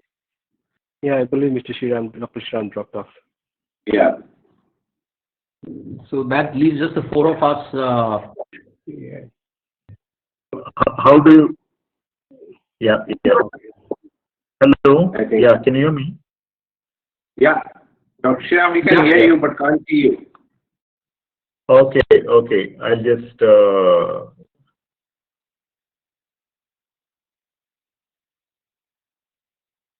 Okay. So while that is coming up, the point is that does F5 use AI and machine learning to enhance our security defense efforts? The answer is yes, and they have an extensive, very good product range. Also, you can look at it, and more material which is there. And the second one is, how do you mitigate advanced threats like zero-day exploits and ransomware? Again, the answer is, of course, AI and ML with a very good threat intel feed being there. And you use a very good sophisticated defense, okay, and have very good cyber hygiene. But I would leave this still open. Anyone has any closing comments to address these? I think to leverage the power of AI/ML better, and you're having a better incident response, we need to think about how well we have structured our security deployment on the identify, protect, detect, respond, and recover, and how these technologies are talking to each other so that your response time is very quick and based on the based on the real data, and you are working on very low false positives. That is how the power of AI and ML can leverage and give the benefit to the security community. Sure, thank you very much for this. Sorry. Please go on. Yeah. Very quickly, I think 2 cents from my side on this. I think identify the crown jewels and try and protect the crown jewels. I think that's something which is very, very important. We may not be able to prevent everything what is happening, but identification of crown jewels within our environment and focusing more on that, I think is something which is absolutely important. Excellent point. That is in fact one of the basic things, asset classification and then protecting. You cannot apply the same level of importance to all the assets. The ones that are more important, you need to have more stronger security measures in place. With that, I will wrap up this very interesting panel discussions. Thank you so much and everyone for joining us. And the panelists, a special thanks to you for sharing your expertise and all the participants who are there, people who asked the questions and all. So please do stay tuned. There are many more events and all, but also do visit the resources that have been provided. And thank you so much. Now over to Srishti. Thank you. Thank you. Thank you. Thank you, dear brother. Thank you, Dr. Sriram. So here comes the most interesting part of the session, that is the workshop quiz. I request all the attendees to log in kahoot.it. I repeat, kahoot.it on their mobile devices. The next step is to enter the game code, which I'm going to flash soon. And the third and the most important step is to enter your name along with the organization name to join the quiz. Do not forget to enter the organization's name. Top 3 winners would be getting a Schaefer pen and a diary set. I repeat, I request all the attendees to log in kahoot.it to join the workshop quiz.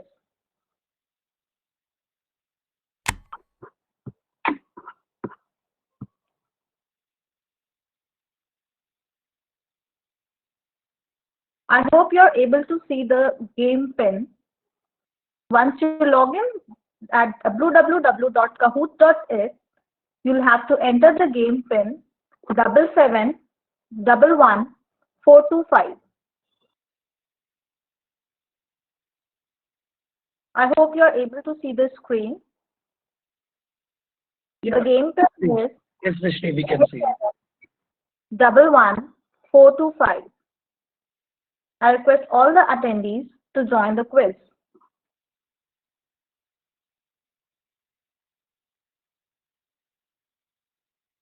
Top 3 winners would be getting a Schaefer pen and a diary set.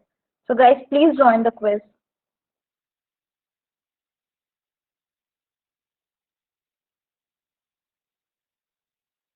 Please do not forget to enter your organization's name to join the quiz, because we won't be able to identify who's the winner there. Great.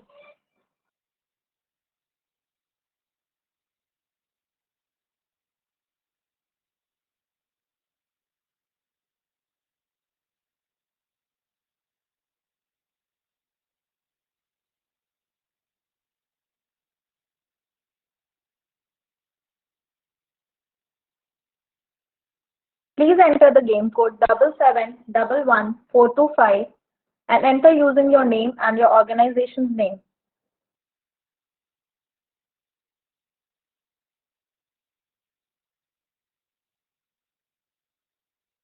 I'm waiting for a few more attendees to join.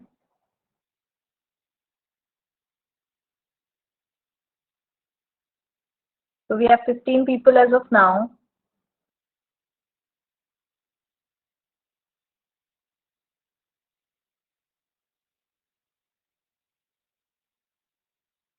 The questions would be flashed on the screen and you'll have to answer the question on your mobile.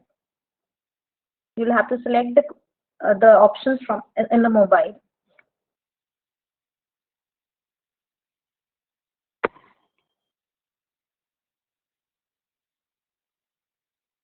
We'll wait for 10 more seconds.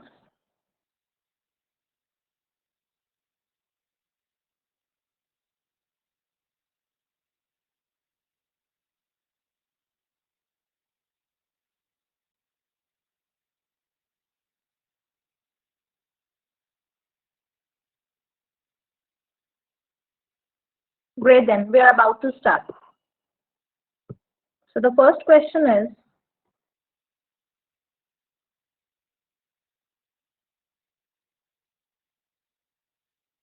what constitutes over 90% of the web traffic?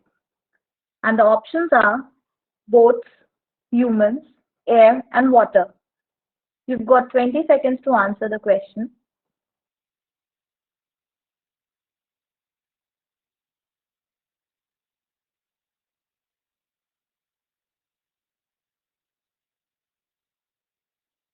So I guess two of them have answered.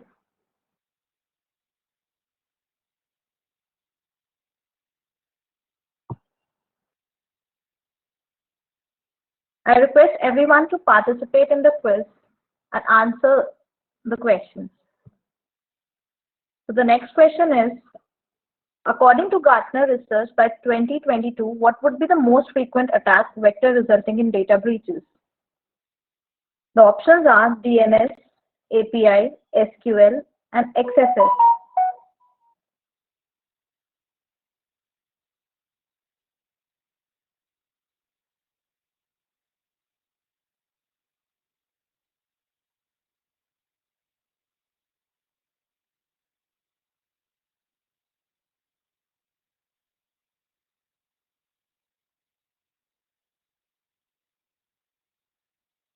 The next question is, as per ISC Square cybersecurity workforce study, there is a shortage of 4.7 million cybersecurity experts. Is it true or false?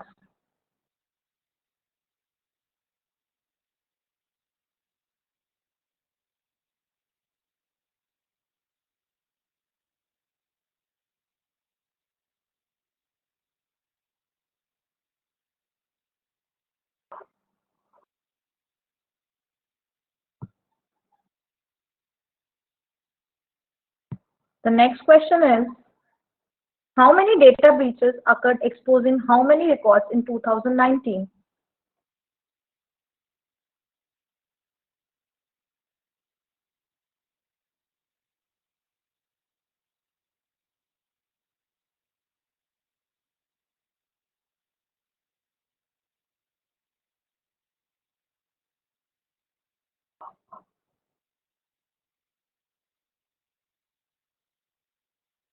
So I think VSK is leading.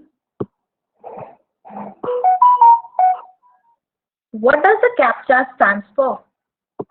We have four options here.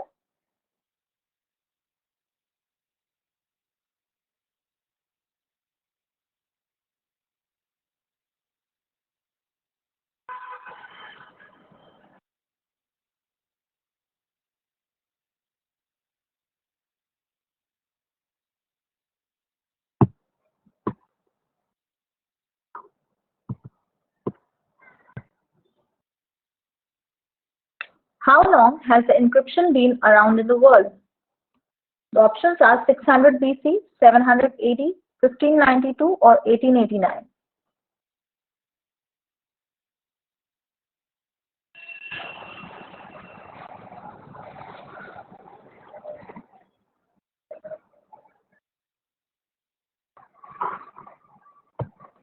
So here we have the last question of the quiz. Layer 8 security is about securing inherent logic of applications and UX from bots and malicious human click spams. Is it true or false?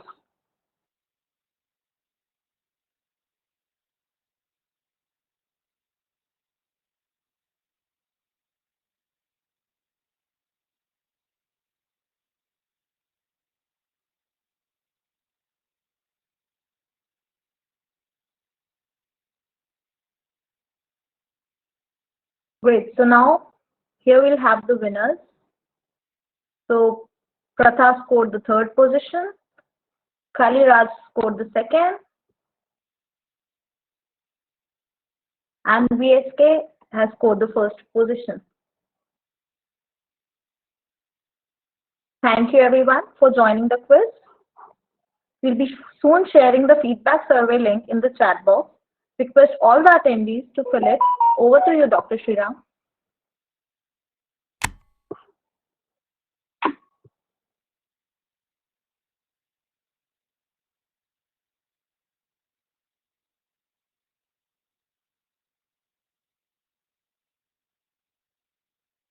I was on mute. Sorry, I was on mute.